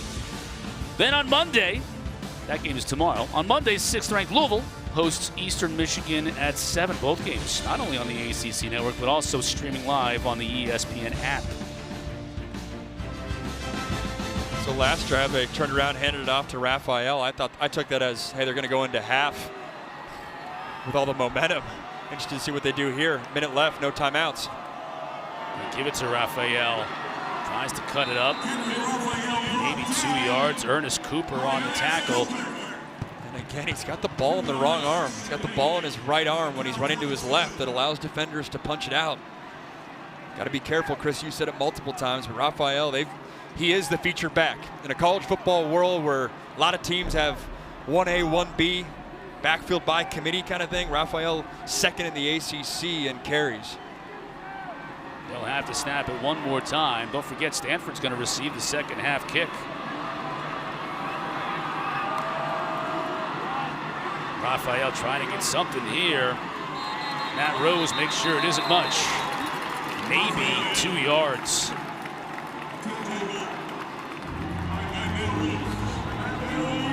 What an interesting half. Cal on paper in complete command, but 2 plays allow Stanford to take control going into halftime. Andrew Luck and company head to the locker room, leading by 4 here on the farm. Let's send you to the studio for the halftime show.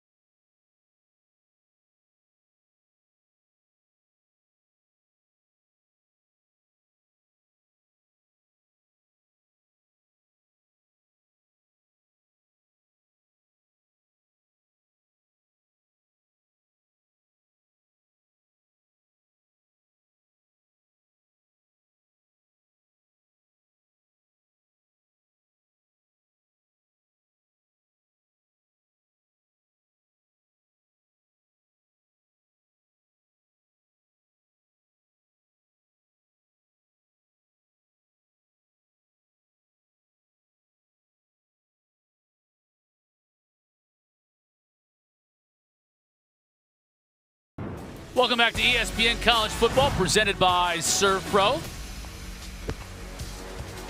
Here at Stanford Stadium, getting set there for the second half kickoff. 14-10 our score. Cardinal with the lead over the Bears.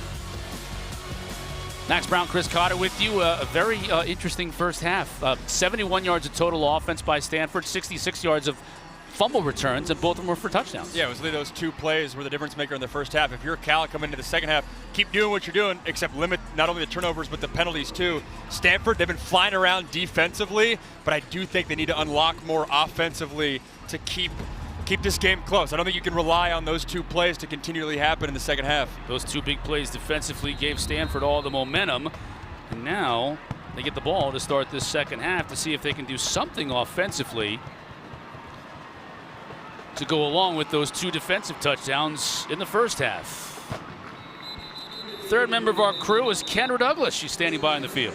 Well, guys, I walked in with head coach Justin Wilcox with Kyle's team, and I asked him what's going to be the emphasis in that locker room when you talk to the guys. He said it plain and simple. We have to limit the penalties, and he said stop giving the ball to the other team. So those are the two things that he said that they need to fix going into this second half. Guys? You see Stanford was able to put up some offense when they got Micah Ford rolling there at the end of that first half. Let's see if they continue that with 20 in the backfield. He's starting this second half right now with Elijah Brown. Fake to Ford. Brown now rolls the pocket. Has a receiver open. Williams right at the first down marker. You got hit late on this one too, took a shot. Roughing the passer with targeting. Defense, number 41. The previous play is under further review. They'll review that one, and that is not a good start to this second half for Luke Ferrelli and the Cal Bears. And not only is this roughing the passer, but they're looking at this for targeting too. Crown of the helmet, head or neck area. And launching.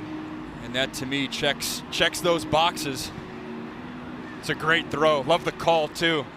If you're Frank Wright, split the field in half, roll your quarterback out, make the read simple, try to get him a completion and get him settled into this game. And in one play, Stanford is at midfield after they marched off the 15-yard penalty, and Cal may be without one of their starting linebackers. And right on key with what Kendra said, another penalty.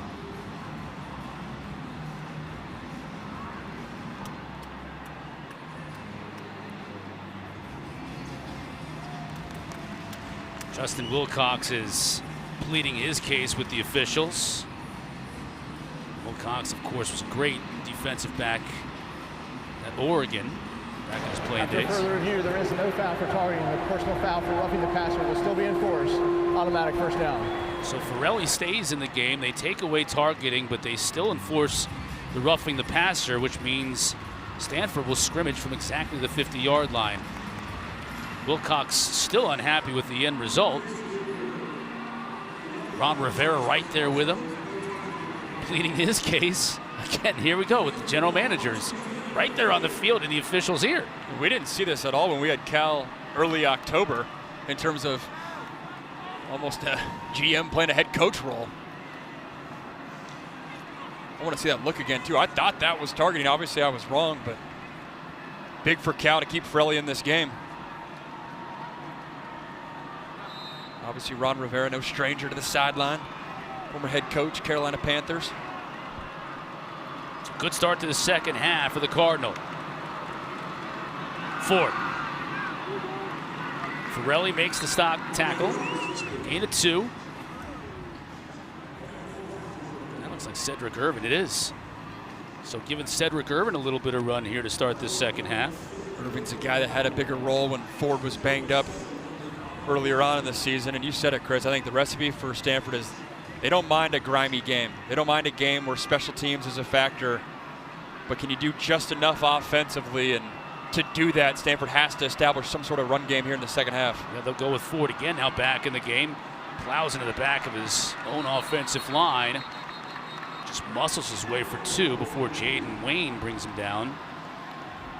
This could be an area that decides this ball game when you're 3rd and 5 to 7. Likely have to throw the ball. Maybe not here. That'll be an interesting decision. Is this 2 down or 4 down territory for Stanford?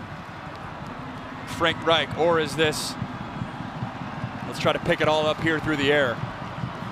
My point was going to be third down when it's Elijah Brown has to convert through the air. That could be the X factor here in the second half. 0 for 3 passing on third down so far in this game. Stanford's only been able to convert twice. Empty backfield for Brown. Cal brings some pressure. It's picked up. Williams with the first down. Nice job by Elijah Brown. They're bringing pressure, oftentimes man coverage in the back end. Trust your big body receiver, C.J. Williams. We've talked about how good he is on those contested catches. Put it right on his chest, move the sticks. That's playing quarterback at a high level.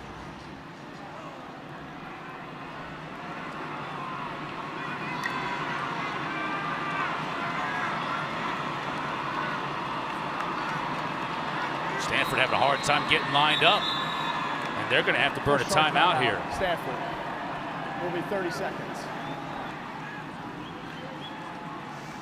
Kendra, what do you got for us down on the sideline? Well, when I caught up with Stanford quarterback Elijah Brown, he told me that GM Andrew Luck will drop in pointers when needed the most. When we talked with head coach Frank Wright about it, he says he encouraged Luck to really lean into that role because these players, they want to hear from a quarterback who's been at that next level. Wright told me that the feedback isn't so much X's and O's, but a lot about the command, controlling the huddle, taking ownership. And Elijah told me it's been huge for his confidence. Guys. Thank you, Kendra. Well, you've got a head coach who is an outstanding quarterback, and Frank Reich, but he's busy doing a lot of head coaching stuff. If you got another coach out there in the form of Andrew Luck, why not have him talk to your quarterback when he comes off? And it's a fine line because you also have a lot of cooks in the kitchen, right? You don't want to overload a brand new starter. You got Thomas Merkel, their quarterbacks coach too. Tyler Osborne works with the quarterbacks as well. Obviously, Luck and Frank Reich are household names, but for a young quarterback, don't want to overwhelm him. Brown to throw, has time. Nice job. Again, Williams brings it in. Found a little soft area, 20 yards downfield. Manatee in coverage, but look at 3 finding the area here. Excellent catch. Great anticipation by Brown, too. If he's late at all, indecisive at all, that ball might get batted down or picked. Looked like a false start right there, right guard.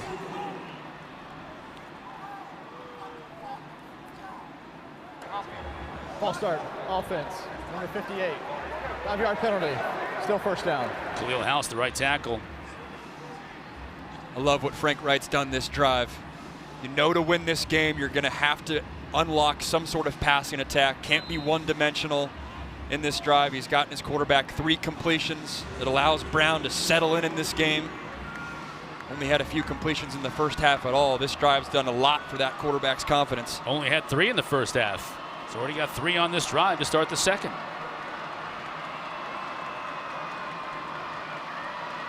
First and 15. Ford, right up the middle. Big hole inside the 15. Down to the 14. Farrelly again on the stop, but that's 8 yards on first down. And again, Stanford's running right behind their tight end. That time, Sam Roush, lead blocker, picks up a defensive lineman, creates enough room for Ford. Ford gets a couple.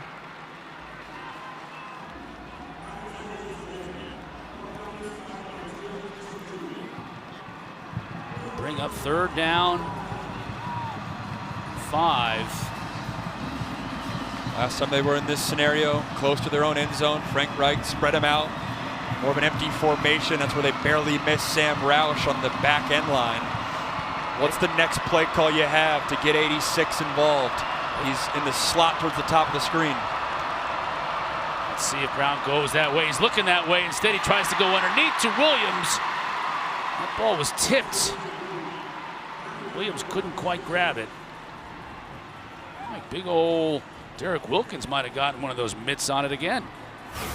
Let's see if 96 gets one of those hands on it. And I wasn't kidding. Going into this game, Wilkins has 6 pass breakups.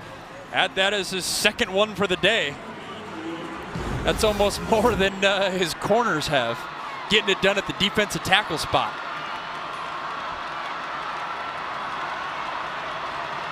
Kenny had one blocked in the first half.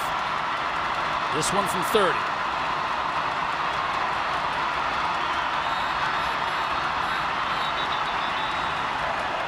Delay the game. Offense. 5-yard penalty. Still 4th down. The operation for Stanford hasn't been clean. Poor clock management, and Frank Reich right there is making the decision of I'm not going to burn another timeout on the first drive of the second half. I'll take the penalty. We're far enough down. But you're going from a chip shot 30-yard attempt, 35 yards, a little bit more meat on the bone. 6 for 7 from the 30s on the year for Kenny. High snap brought down. Kenny's going to push it wide right. No good. And that one wouldn't be good from 35, 30, any distance. Positive drive for Stanford to start this second half. Ends with no points. The freshman, JKS, back under center for Cal when we come back.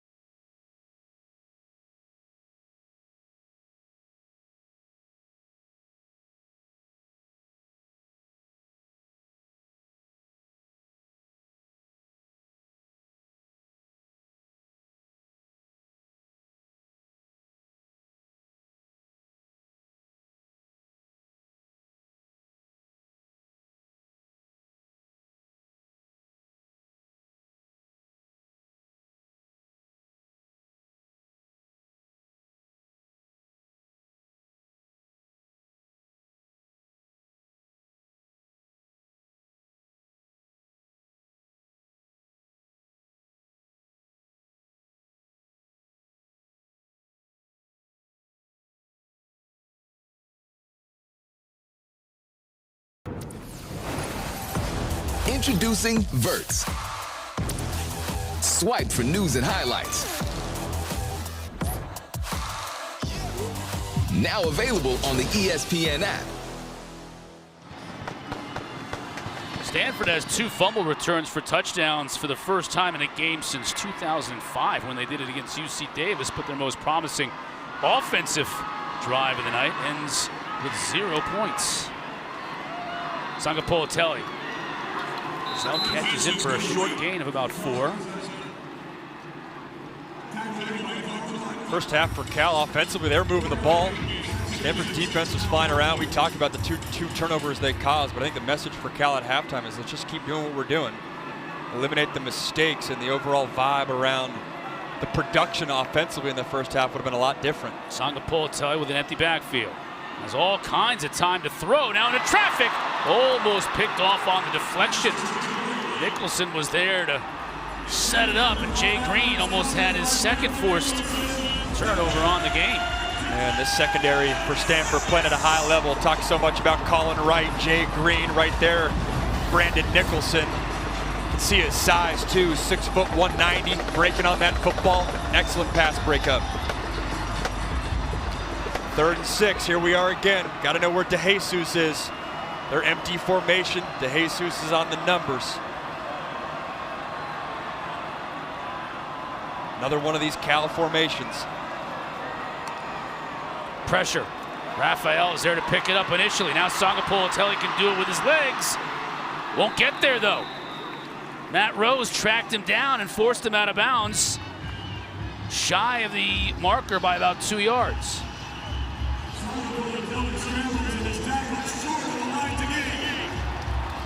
Wilcox was verbally saying it looked like go, go, go, but that's a signal for their punt team. I'd imagine if they were maybe 10 yards further down the field, 15 yards further down the field, you go for that. Instead, they're electing to punt it. Good job by that Stanford defense, finding a way to get off the field, flush JKS out of the pocket. Not a great kick from Kern. High. Can't do anything with it. He caught it right on his sideline. Stanford with the ball and the lead when we come back.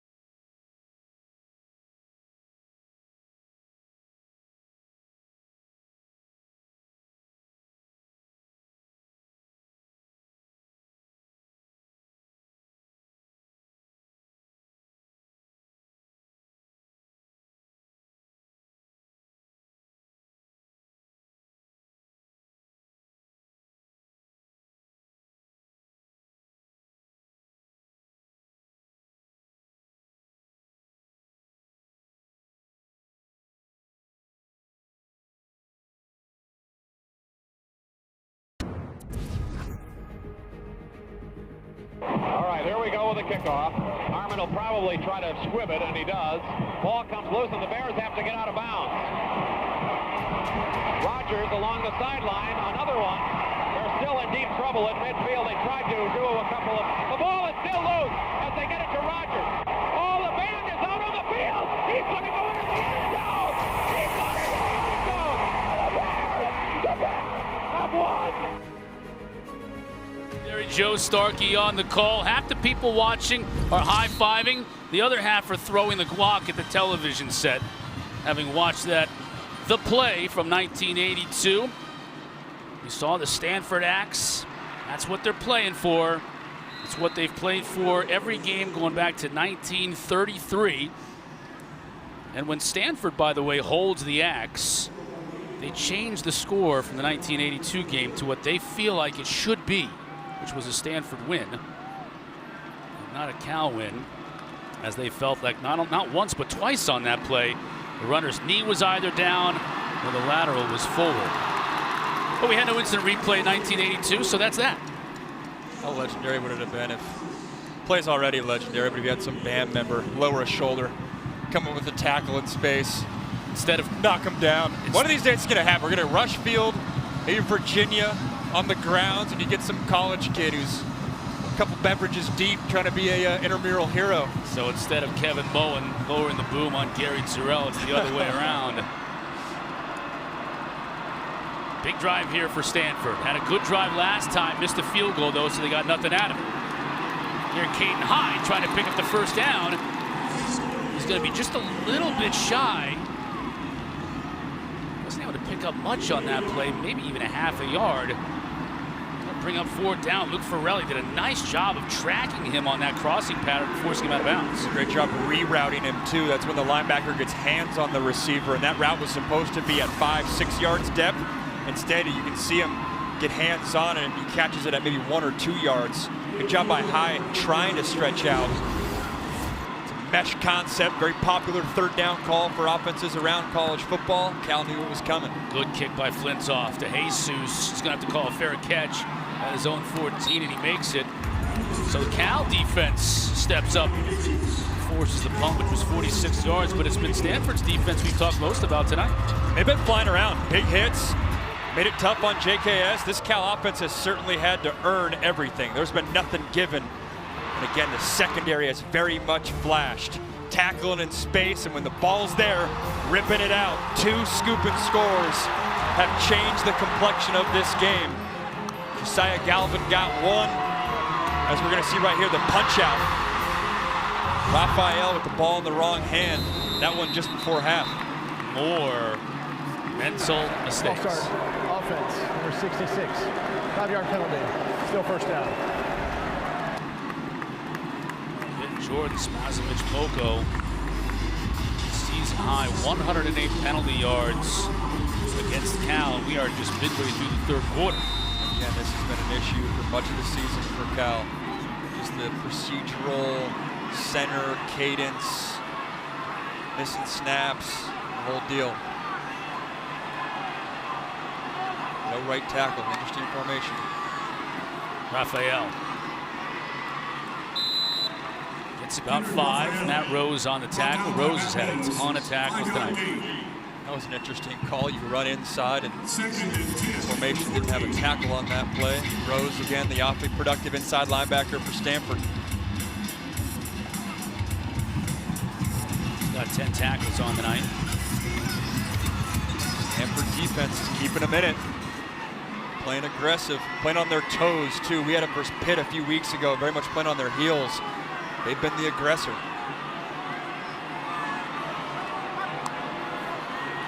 Sangapoltelli has to run for his life.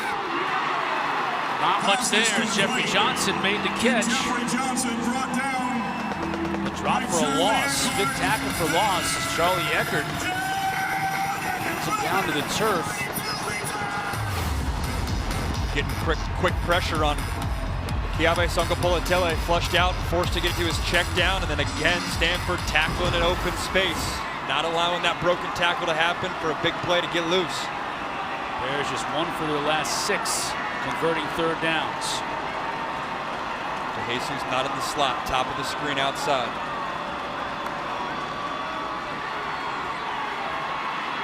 Sangapoltelli underneath. Raphael can't get there. Matt Rose again on the tackle, kept everything in front of him. And they'll bring up 4th down. Back-to-back 3-and-outs for the Golden Bears.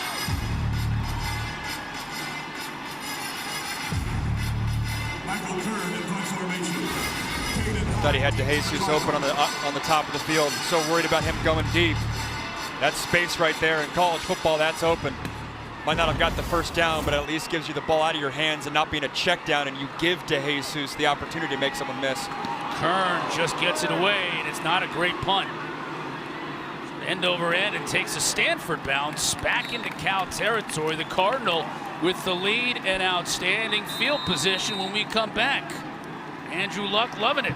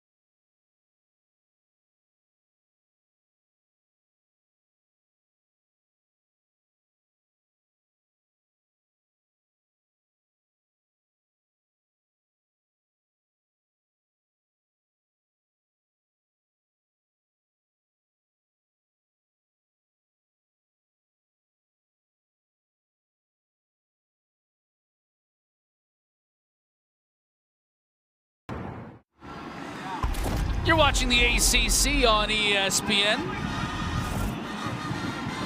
Here on the farm. The 128th big game. My man's a little chilly. My man's having second thoughts about rocking the Y. It's all presented by Serve Pro tonight. Stanford with great starting field position on this drive. 3 and out on the last drive. Their first drive of this half, they marched all the way down the field and missed the field goal. Watch out for Brown here. Slides down.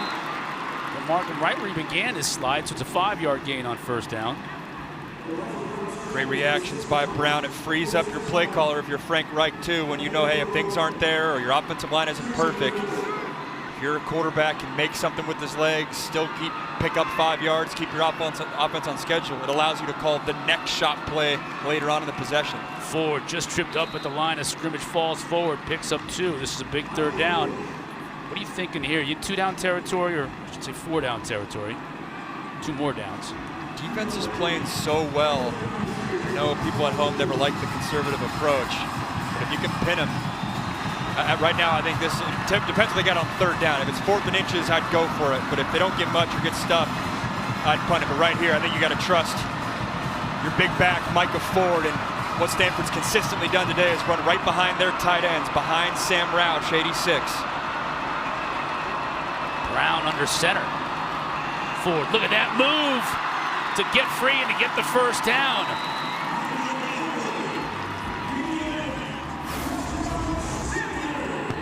They don't run behind Roush, but they run behind Simeone Pale.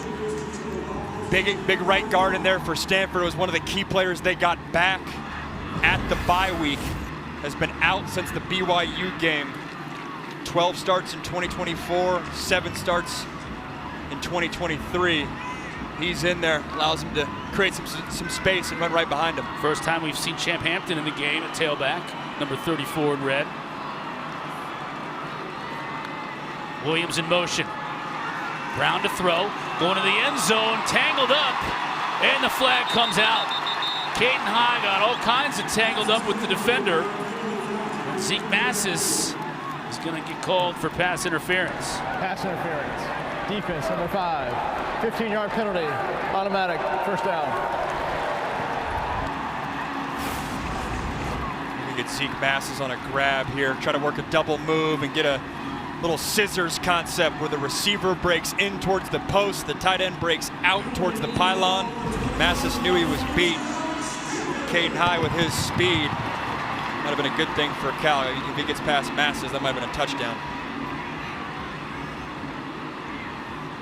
Cal has 123 penalty yards against them in this game. Stanford has 147 yards offense.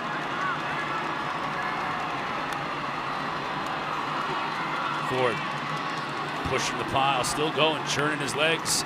Gets 5 on first down. This is where Stanford has stalled out so far, or previously when they're down here. Missed field goal. Blocked field goal also. Blocked field goal. 3 red zone trips, 0 points to show for it for the Cardinal. If I'm Frank Wright, if I'm passing this ball, 86 Roush has to be involved in the concept somehow. One thing we haven't seen is a jet sweep in a while to Farrell or High. We try to catch Cal's defense sleeping. There's been so much interior run game. Roush in motion there. He's got 1 catch on 4 targets. They keep it on the ground. Tab outside. The Cal does an outstanding job stringing it out.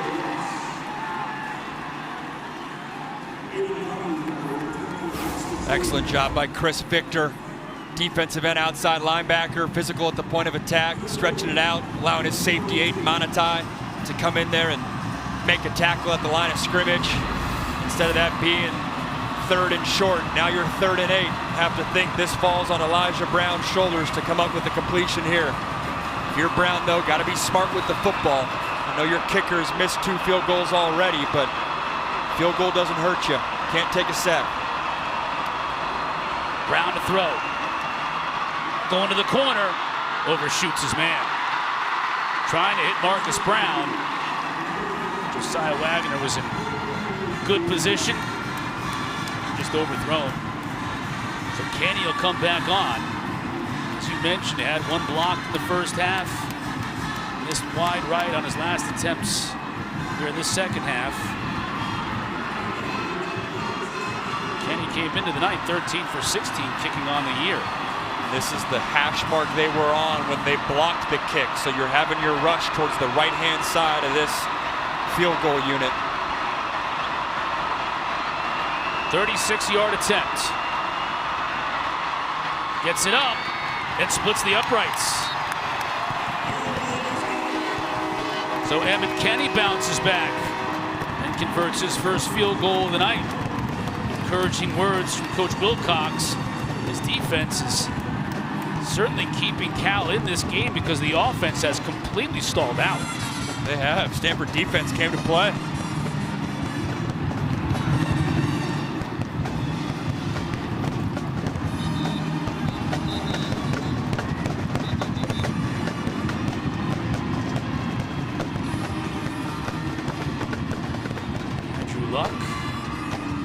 There's Roxy Bernstein, our colleague, proud Cal alumnus, 19 something or other.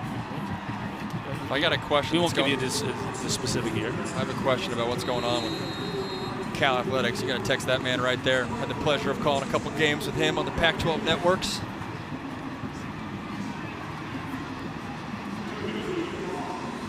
Since Cal's 15-play touchdown drive, where Sangapolatelli took it in himself, 10 plays on offense, 23 total yards, and 0 first downs.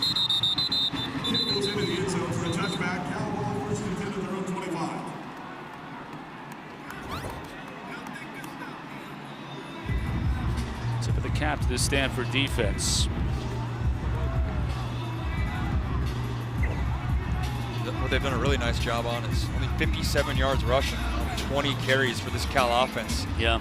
Making them one-dimensional. And Cal's had their moments where they've gotten their receivers involved, but no run games and the mistakes like we've talked about has allowed them to stall out as we have a penalty here. Another penalty to start a drive.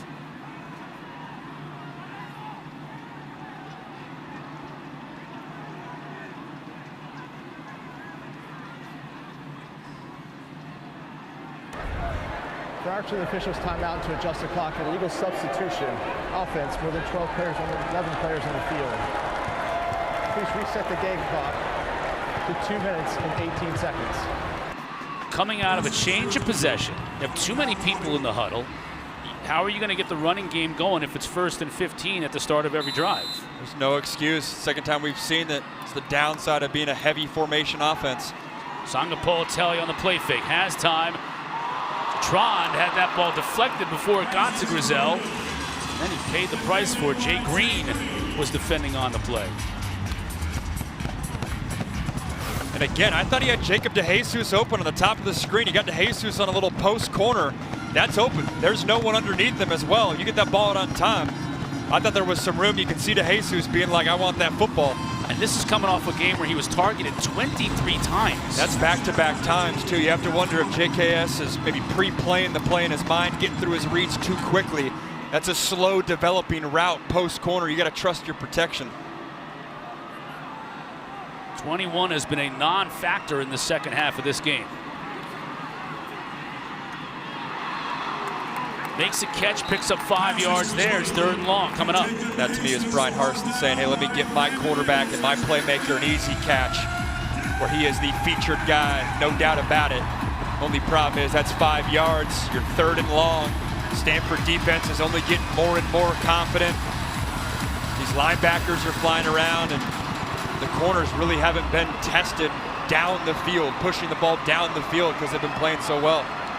Cal's last 3rd down conversion early in the second quarter. Ball on the ground. And Stanford has it. Matt Rose comes out of there with it, and for the 3rd time tonight, Cal puts the ball on the turf in their own territory, and Stanford recovers. The Bears offense has been their worst enemy, and the Cardinal returned the first 2 fumbles for touchdowns. Now they're set up at the 20-yard line. Cal's had snapping issues all year long. That one's low. JKS should still get it, though. He almost starts his drop before he catches the ball, and at that point it's by his kneecap or shin, but that has been the issue. Bastion Sweeney is the center there. He's coming in reserve. Tyson Ruffins was the center at some point. We were talking about with Justin Wilcox and their staff. They were doing snapping drills all bye week. 5 different centers. He knows that's nothing new. Ford. Polidor on the tackle, but Ford picks up 4 on first down. It's going to be on this Cal defense. Can they bow up? Ford has been the workhorse here, hitting that right calf muscle. How about that play, though, too? You got your tight end coming in motion. Elijah Brown under center. That's some old school stuff right there. Tight end like a fullback, lead blocker in the hole. It'll be interesting to see what Stanford does in the years ahead, too. Do they get back to more of that? It's very much Andrew Luck, David Shaw days. That was their identity. Tap. Picks up a couple.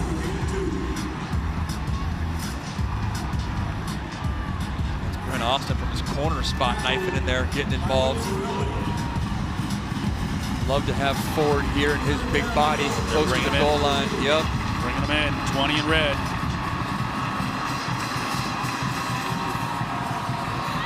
Such a key play, the opportunity to keep rolling. Touchdown here to go up 14. Rather than stalling again and just getting a field goal, night and day difference.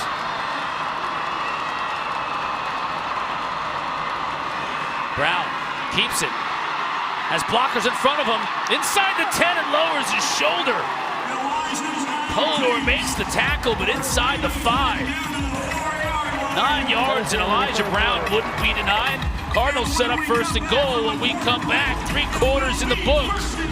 Cardinals trying to spring the upset here at home.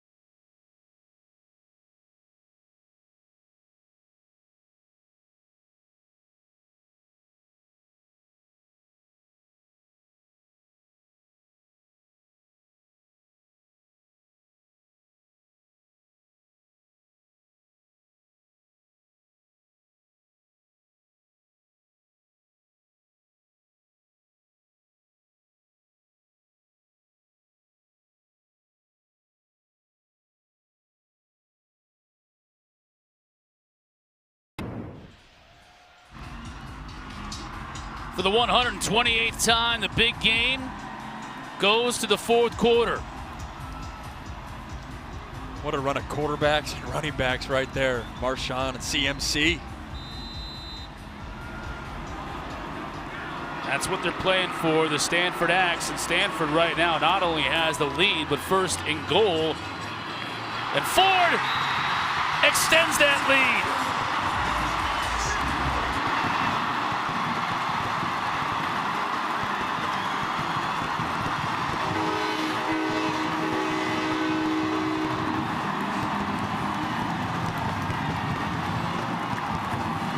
Camp looked good on that one. Set it to start the half. They're going to need a steady dose of Micah Ford to take control in this game, and that drive did exactly that.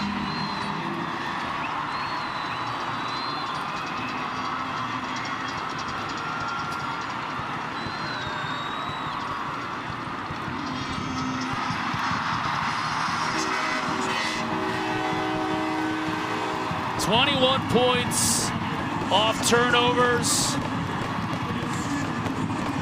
It's been Stanford making the most of Cal mistakes tonight and taking full advantage. With the multiple red zone trips they've had, this is the one where they punch it in. I like the call. Put Bryce Farrell in motion. You got to honor the jet sweep. Running right behind that right side. Almost untouched there. Cal hasn't even picked up a first down since the 5:49 mark of the second quarter. First half was all about, I feel like the game was on Cal's tempo. They were controlling the pace. To your point, third quarter's been all Stanford, offensively too.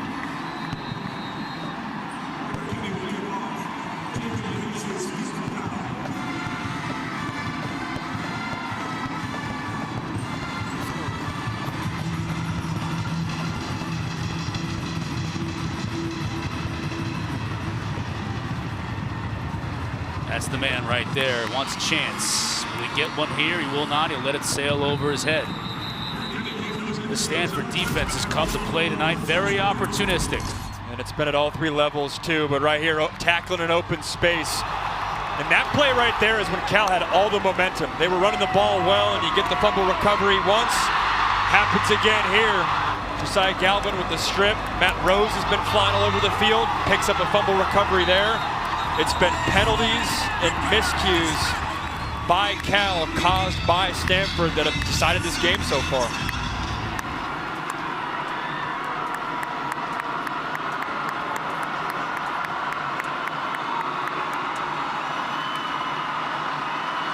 Sangapolatelli.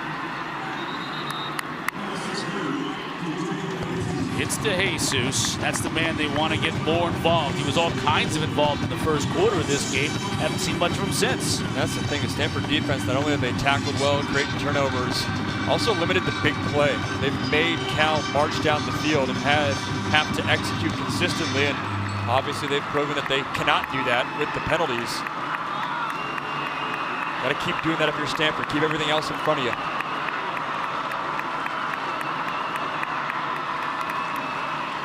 Fake to Raphael, pressure up the middle. Sangapolatelli just has to let it go.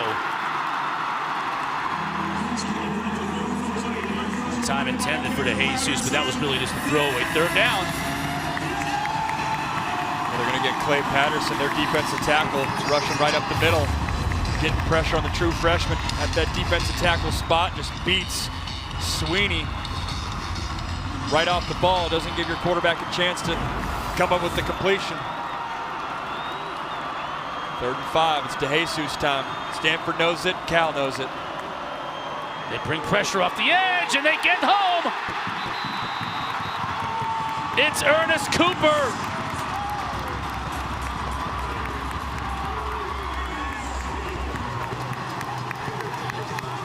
Love the call by Bobby April. Played a lot of coverage in this game, trusting your front four to get pressure. This time, you blitz the linebacker that's head up over DeJesus. A different look for the young quarterback. Not enough guys up front to block the pressure, and the Cardinals get home. And Sangapolatelli was slow getting up as he runs off gingerly after taking that hit. high from his 42. Dropped immediately. Second sack of the night for the Stanford Cardinal. Ernest Cooper brings down Sangapolatelli. It's all Cardinal.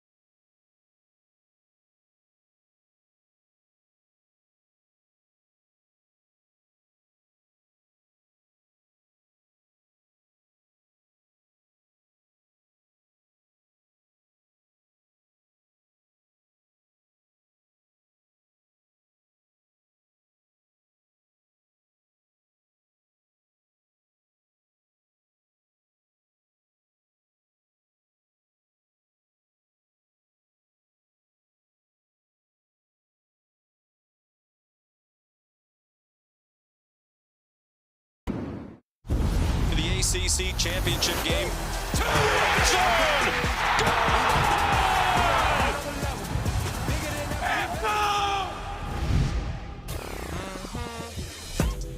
December 6th, 8 o'clock, ACC championship game in Charlotte. Nothing has been decided yet.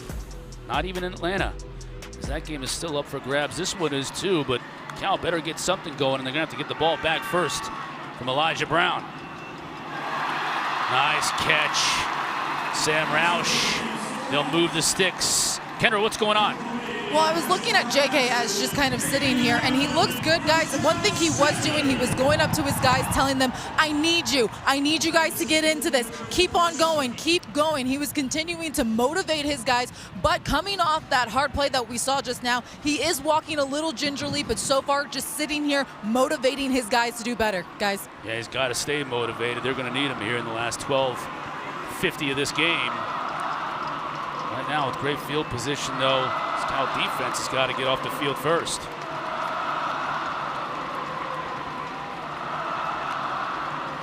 Brown just gets the play off. Ford finds room, makes a great move, and almost broke free.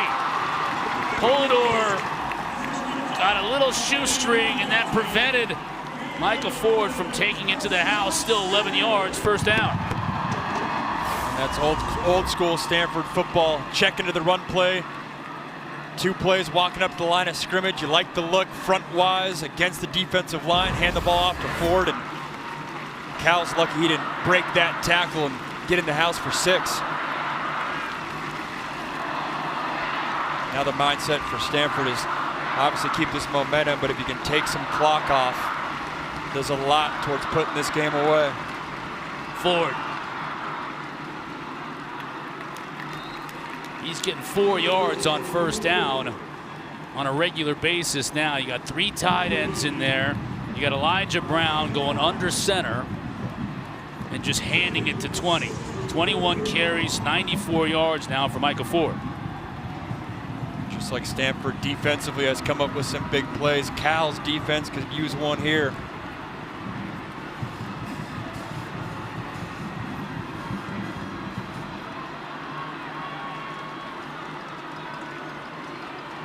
Same exact formation.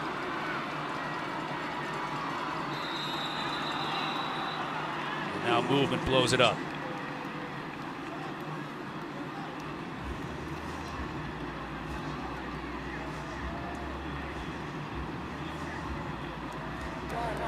False start, offsets, number 58, 5-yard penalty, still second down.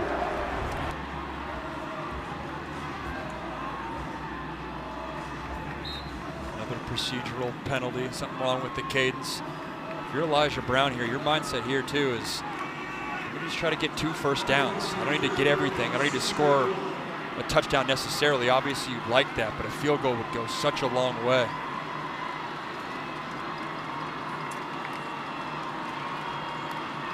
Ford just bangs into the teeth of that Cal defense, but muscles his way for an extra yard or two. Kiana Ina on the tackle. It's a name we haven't called a lot today. Kiana Ina, Cal's defensive tackle, their best defensive lineman. He's playing a lot of young interior offensive linemen for Stanford. Bright future. They've called on several true freshman offensive linemen to anchor them in the middle of the offensive line. That's a tall task going against 47 play in, play out.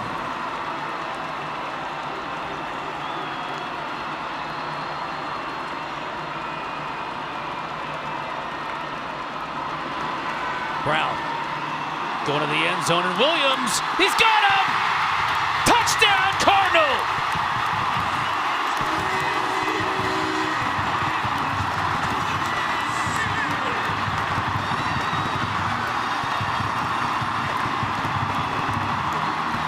What a throw by Elijah Brown.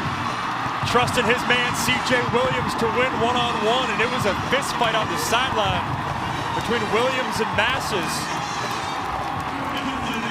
He was able to win the foot race. You can see him fighting, battling right up against the sideline. He doesn't step out, and it's perfectly thrown right over the shoulder. Excellent job by Brown, trusting that his #1 receiver is going to win that matchup.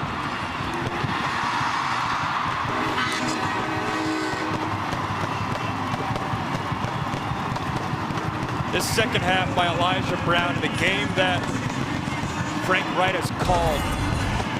He has done an excellent job, not trying to do too much. I know where my one-on-one matchup is. Let me put my team up 21.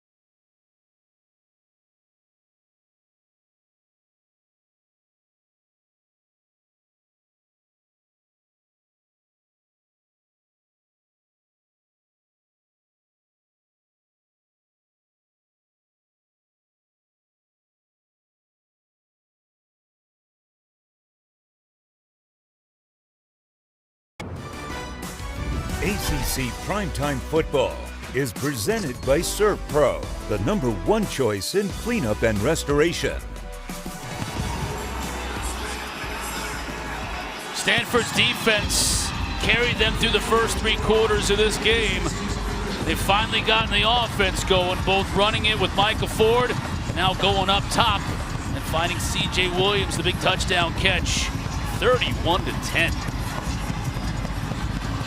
That man, Andy Thompson's got to be fired up.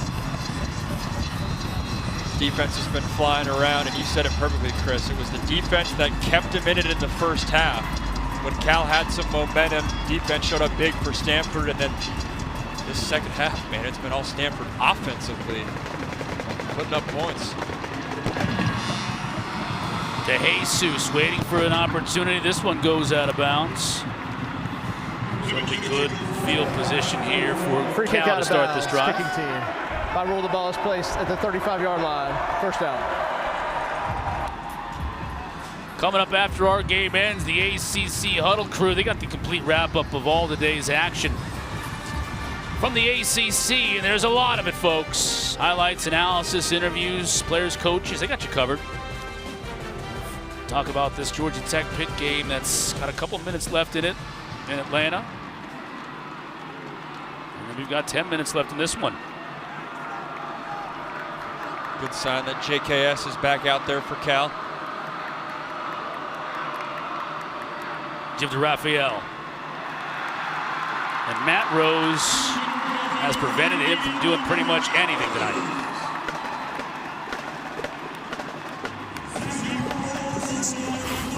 Rose has been flying around.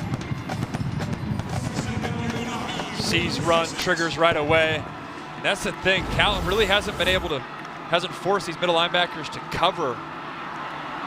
Sangapolatelli, Rose for the 3rd time tonight. Stanford brings the freshman down.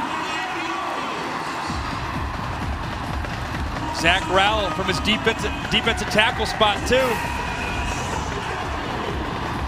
Getting in there. His buddy Matt Rose as well. Both guys back-to-back plays. Matt Rose, clearly the team leader in tackles coming into this game. He was at 83. Next closest was 50. Awfully productive. He's got 13 on the night. Fumble recovery, that sack. Sangapolatelli has Grizel, first down. The first Cal first down since just past the midway point of the second quarter, 20 yards. Yeah, Grizel finding a little soft spot, settling down. A little curl route, nice job by JKS, driving that football to the far side of the field. Little life for the Bears. Sangapolatelli. DeJesus gets 7.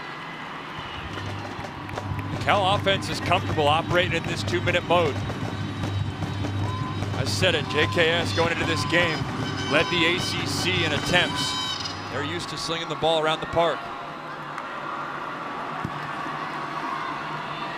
Grizel again. Ojera in coverage, but another 13. All it took was Cal to get into a little bit of a rhythm and not be shooting themselves in the foot. Sometimes when you run tempo too, it allows your offense to just think less. Just go play. 6th catch on the night for Grizel. Stanford showing a little bit of pressure from the edge. They come with it. It's initially picked up. Double move, and he overshoots his man. That was Karan Adams. Looked like a miscommunication too. JKS thought Adams was going deep right away. Adams chopped his feet down. The shake of the head from Wilcox. I think you're right on that one. A lot of those things today. Film session, regardless of how this game plays out, not going to be pretty on Monday. Grizel. He and Sangapolatelli got something going on this drive. It's that same matchup, Grizel versus 22 on the other side. J-Recre.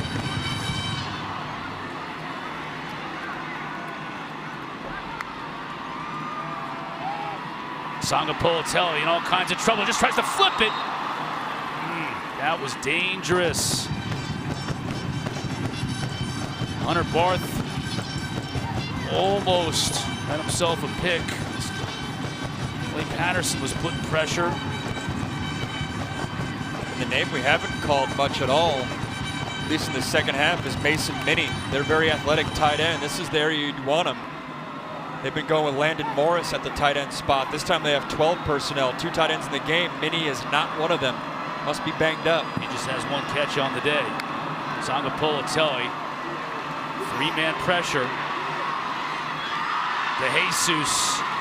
If Songa Politelli has time, he's going to find 21 and White. Still though a short gain, so it brings up 3rd down. There's 2 defenders out there. You got Stevenson, the linebacker, dropping underneath. Behind him, Nicholson, 2 guys there. I'd love a concept where you have Grizel and DeJesus on the same side of the field. See if they motion out DeJesus. He's in the backfield here. They do, to the near side. Under 5 on the play clock.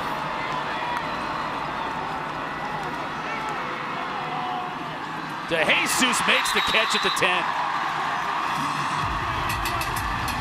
That is a heck of a catch and a big boy throw. When your team has to have it, 3rd and 5, a 5-yard speed out, 10-yard speed out. That ball's on the right hash. You're throwing to the wide side of the field. JKS makes that look easy. 13 catches on the night. Pressure up the middle. Songa Politelli's in all kinds of trouble, gets dropped. Safidi and Rose got home. Clay Patterson as well. Take your pick. Songa Politelli was in all kinds of trouble from the jump. Yeah, you get Rose pressure right up in the 8 gap. Never want to allow that if you're offensive line. JKS trying to make something happen. In hindsight, that is the catastrophic mistake. Credit Rose once again getting to the quarterback, and it's 2nd and forever.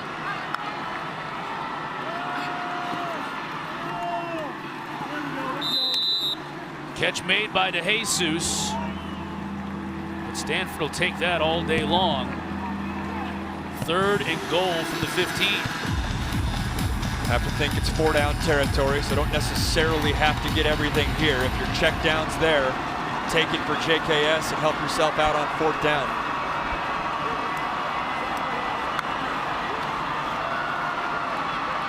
Underneath, Raphael makes the catch down to the 6. Jay Green on the tackle. It's 4th and goal. I like that. Great decision. 4th and goal. Make it a little bit more manageable. Got all 3 timeouts on the board, but Wilcox opted not to take one here. They didn't motion to Jesus last time. Wonder if they do it here. Force the Stanford secondary to communicate, know where number 21 is. Also got Grizel top of the screen, big body receiver. Songa Politelli to throw. Comes near side. Got away from him. Incomplete. That was the exact same route, exact same play call that Cal dialed up to take the game versus Louisville a couple weeks ago. Stanford watched the film, and that route wasn't even deep enough anyways. Yeah. Led by Matt Rose, though. The pressure from the secondary, from the linebackers, gets Stanford off the field and up in this game.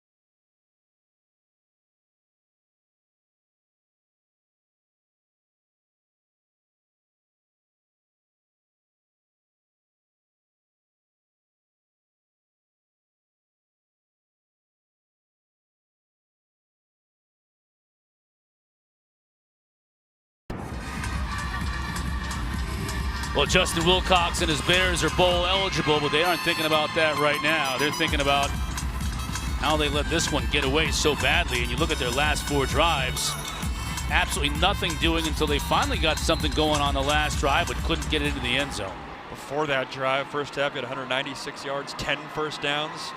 Before that drive, it was just 14 yards, 0 first downs. Ford.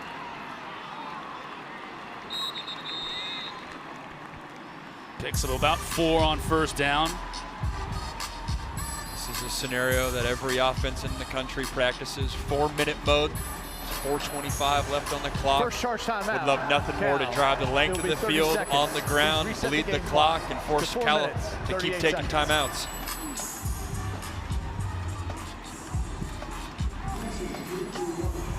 Micah Ford has gone over 100 yards for the 3rd time this year. He's had a great game. We talked about how coming into this game, how Kendrick Raphael was a rarity in college football these days, a real bell cow for Cal, and it's been Micah Ford who's been the bell cow tonight. Raphael has only 47 yards on 15 carries, and a costly fumble as well, deep in his own territory. Saying a lot about the Stanford offensive line too. On paper, that was advantage Cal defensive line versus Stanford's offensive line. They've settled in nicely. So coming off of Cal's first time out of this second half.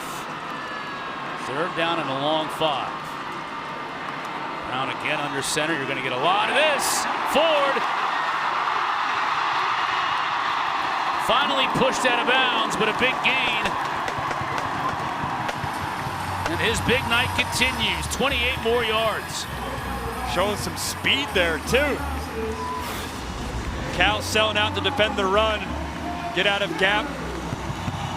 Micah Ford making you pay. What a night he's had. Consistently running behind that right side too. And I mentioned it earlier, but Simeone Pale back in this game. First time in a couple months, he's at that right guard spot. He's clearing the way. They weren't sure how many snaps they were going to get out of him. He's played much of the 4th quarter. Ford wants more. Gets near midfield. Timeout. Again called. Second charge timeout. Cal. It will be 30 seconds. Andrew Luck out there congratulating his offense. This is a Stanford team that has done very well here at home. Talked about how we had a great crowd here for this game, as you would expect, the big game. But this will make them 4-1 here on the farm this season. This would be big. Obviously, they're not bowl eligible, but if they finish the deal here, just end the season on this kind of high note. Obviously, they have one more game next week, but a true step forward, step in the right direction. I imagine a lot will change for Stanford here in the coming weeks. I imagine a lot of these programs with open head coaching jobs will start announcing who their head man is and plan for signing day in mid-December. They've got the rivalry with Notre Dame, so back-to-back rivalry games for Stanford next week right here on this field. It's an Irish team that just demolished Syracuse earlier today, 70-7. They're hitting on all cylinders right now. Ford again. Cuts it back inside, 1st down. And the Stanford crowd here appreciating what they've seen from their offense and defense this evening. Stanford's found something with this formation too. 2 tight ends, 1 on each side, hand in the dirt. Old school Stanford football. And I mentioned it'll be interesting to see what Stanford does into the future as well. Troy Taylor was much more spread.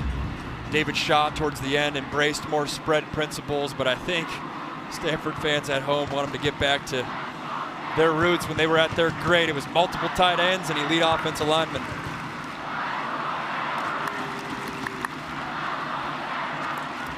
This time Ford met at the line of scrimmage, picks up a yard or so. Cal will call their 3rd and final timeout. Cardinal, 3rd charge outscored. timeout. Cal, it'll be 30 seconds. Please reset the game clock. 2 minutes, 58 seconds. Stanford have outscored Cal 17-0 here in the second half and 24 unanswered. This is not what we thought at halftime. If anything, at halftime, I was thinking the recipe for Stanford to win was offense just don't make mistakes, defense keep playing at a really high level. The offense has completely opened up. And it gets you thinking about the future moving forward for Elijah Brown, too, and what this second half against your rival does for his confidence. The Axe coming back out onto the field. 4-game losing streak. Under 3 minutes away from being broken. On to Lisa Rice. Man, it's pretty sweet at the end of a rivalry when you get to take pictures before the final gun sounds. I believe that's Shane Scove, all-time Stanford linebacker. I think different without the eye black and the haircut. Mohawk. Yeah. Long faces, the long faces from the Stanford Axe crew at Cal. Yeah, the committee. It's like the scene in Anchorman when the Channel 4 news team comes in to face off. Right. Yeah. TBS. There you go. Univision. Rick Tamlin.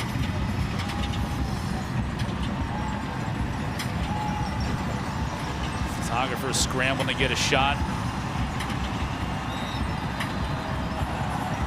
Great student section, by the way. It'll be 30 seconds. Stanford's going to call a timeout here. Great student section here today. If you see it here in the sort of one corner of the end zone, they're still here too.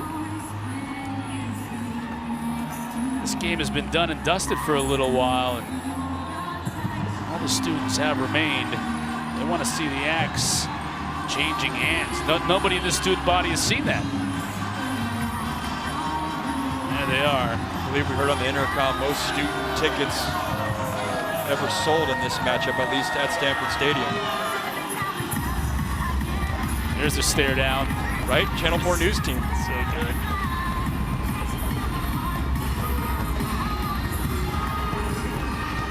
Great call on your part with the news team. Oh, yeah. It's a good thing no one's got a trident. You got to lay low for a little while, Chris. I saw you out there. Ford. Cal knows what's coming. Ford still continues to churn out yards. This will take us to the 2-minute timeout.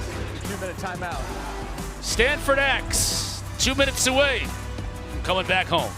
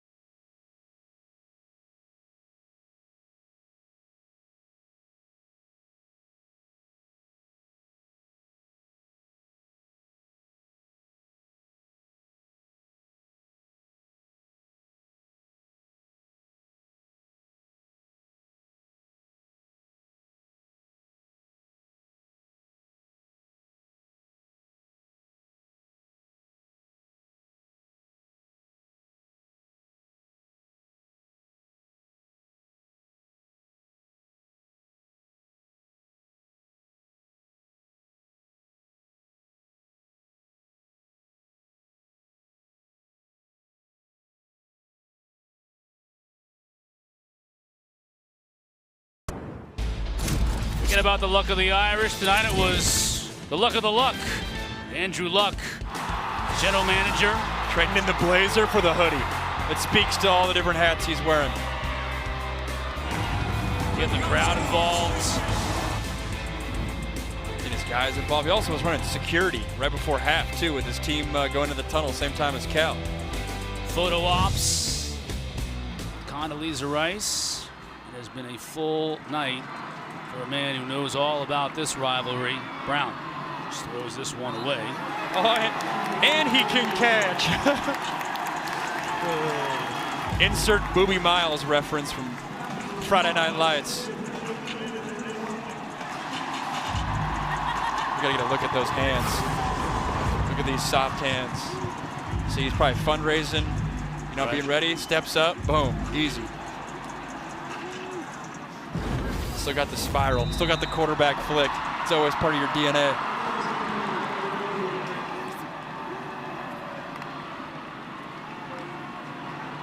Cal takes over. Sangapolatelli just has to get rid of it. He has been under siege here in the second half.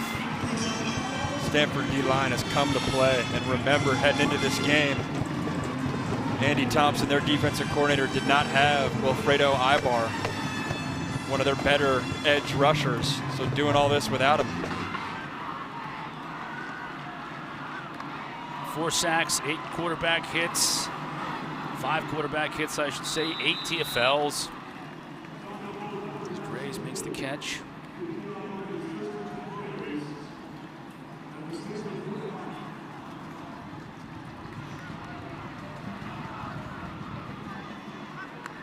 Cal into Stanford territory. Pass incomplete. Again, trying to get it to Graves. That's a stare down. It's very serious business here. We got to stand there for a minute. A full commercial timeout. Staring contest.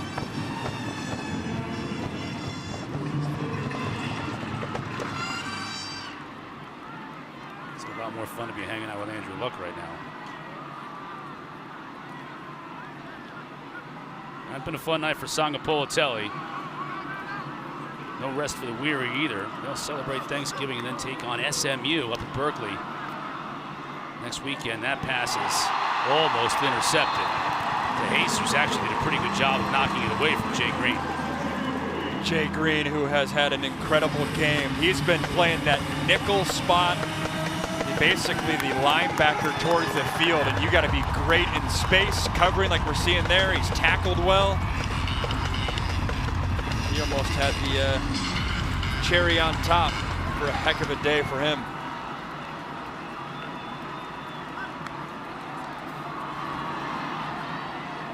Giselle, that's what he does best. The tall wideout goes up and gets it.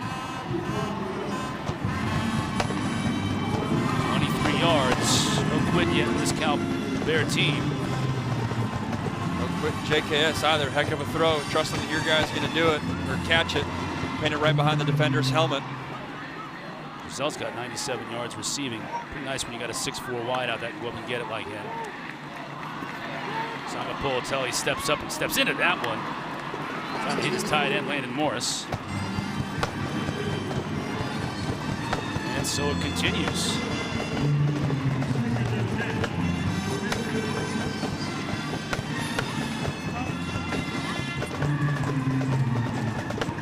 I think they're locking eyes, or they just staring into empty space. You got to size someone up.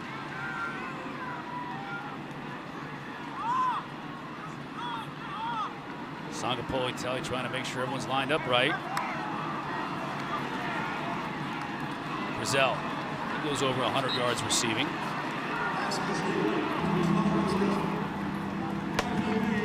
Very rare in today's college football era. You have 2 receivers on this Cal team. 2 of their top 3, both former walk-ons. Sometimes you see that at the linebacker spot, offensive line spot every so often. Rare to see that receiver. Pressure up the middle, sidearms, and his tight end, Landon Morris, just got nailed.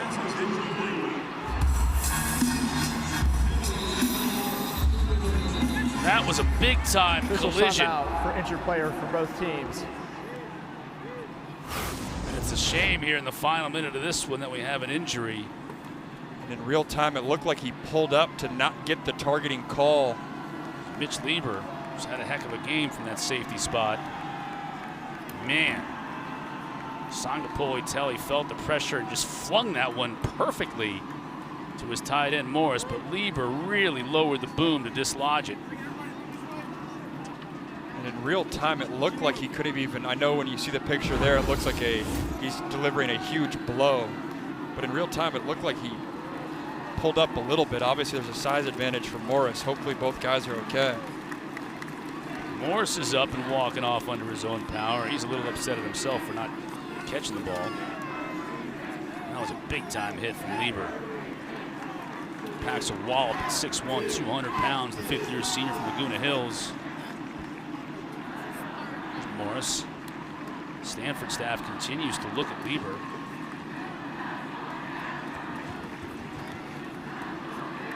And a reminder, the huddle crew will take it from us. Lots to talk about. That game's gone final in Atlanta.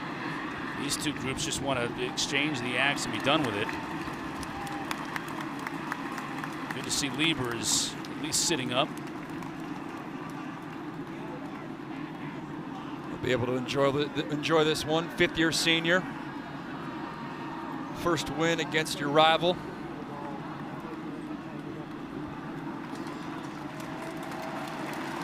Senior class has been through a lot at Stanford. Conference change. Think about when they came in here, how different the landscape is then compared to now. Passing the torch into the next era for whoever the head man is for Stanford moving forward.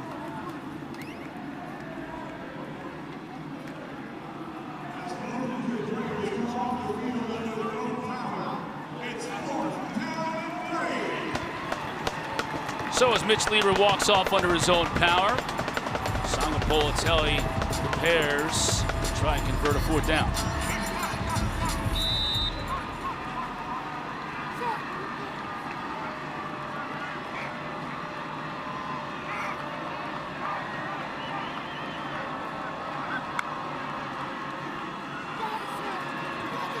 Pressure on the edge.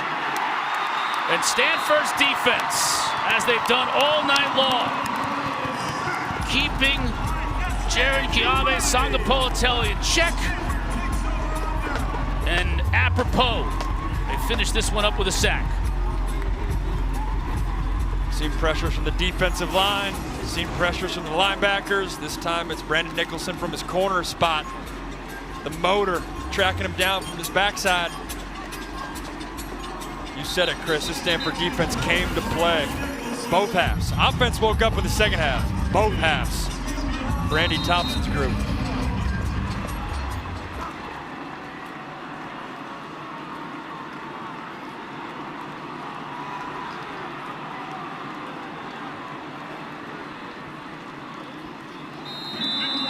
All that's left is a knee. And in the 128th meeting of the big game, the Stanford Cardinal break a 4-game losing streak to their rivals from Berkeley. The coaches shake hands at midfield. And the Stanford Axe is heading back home here on the farm.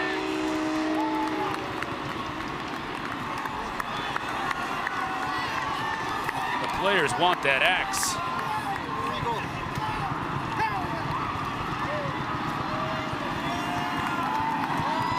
And the transfer is complete.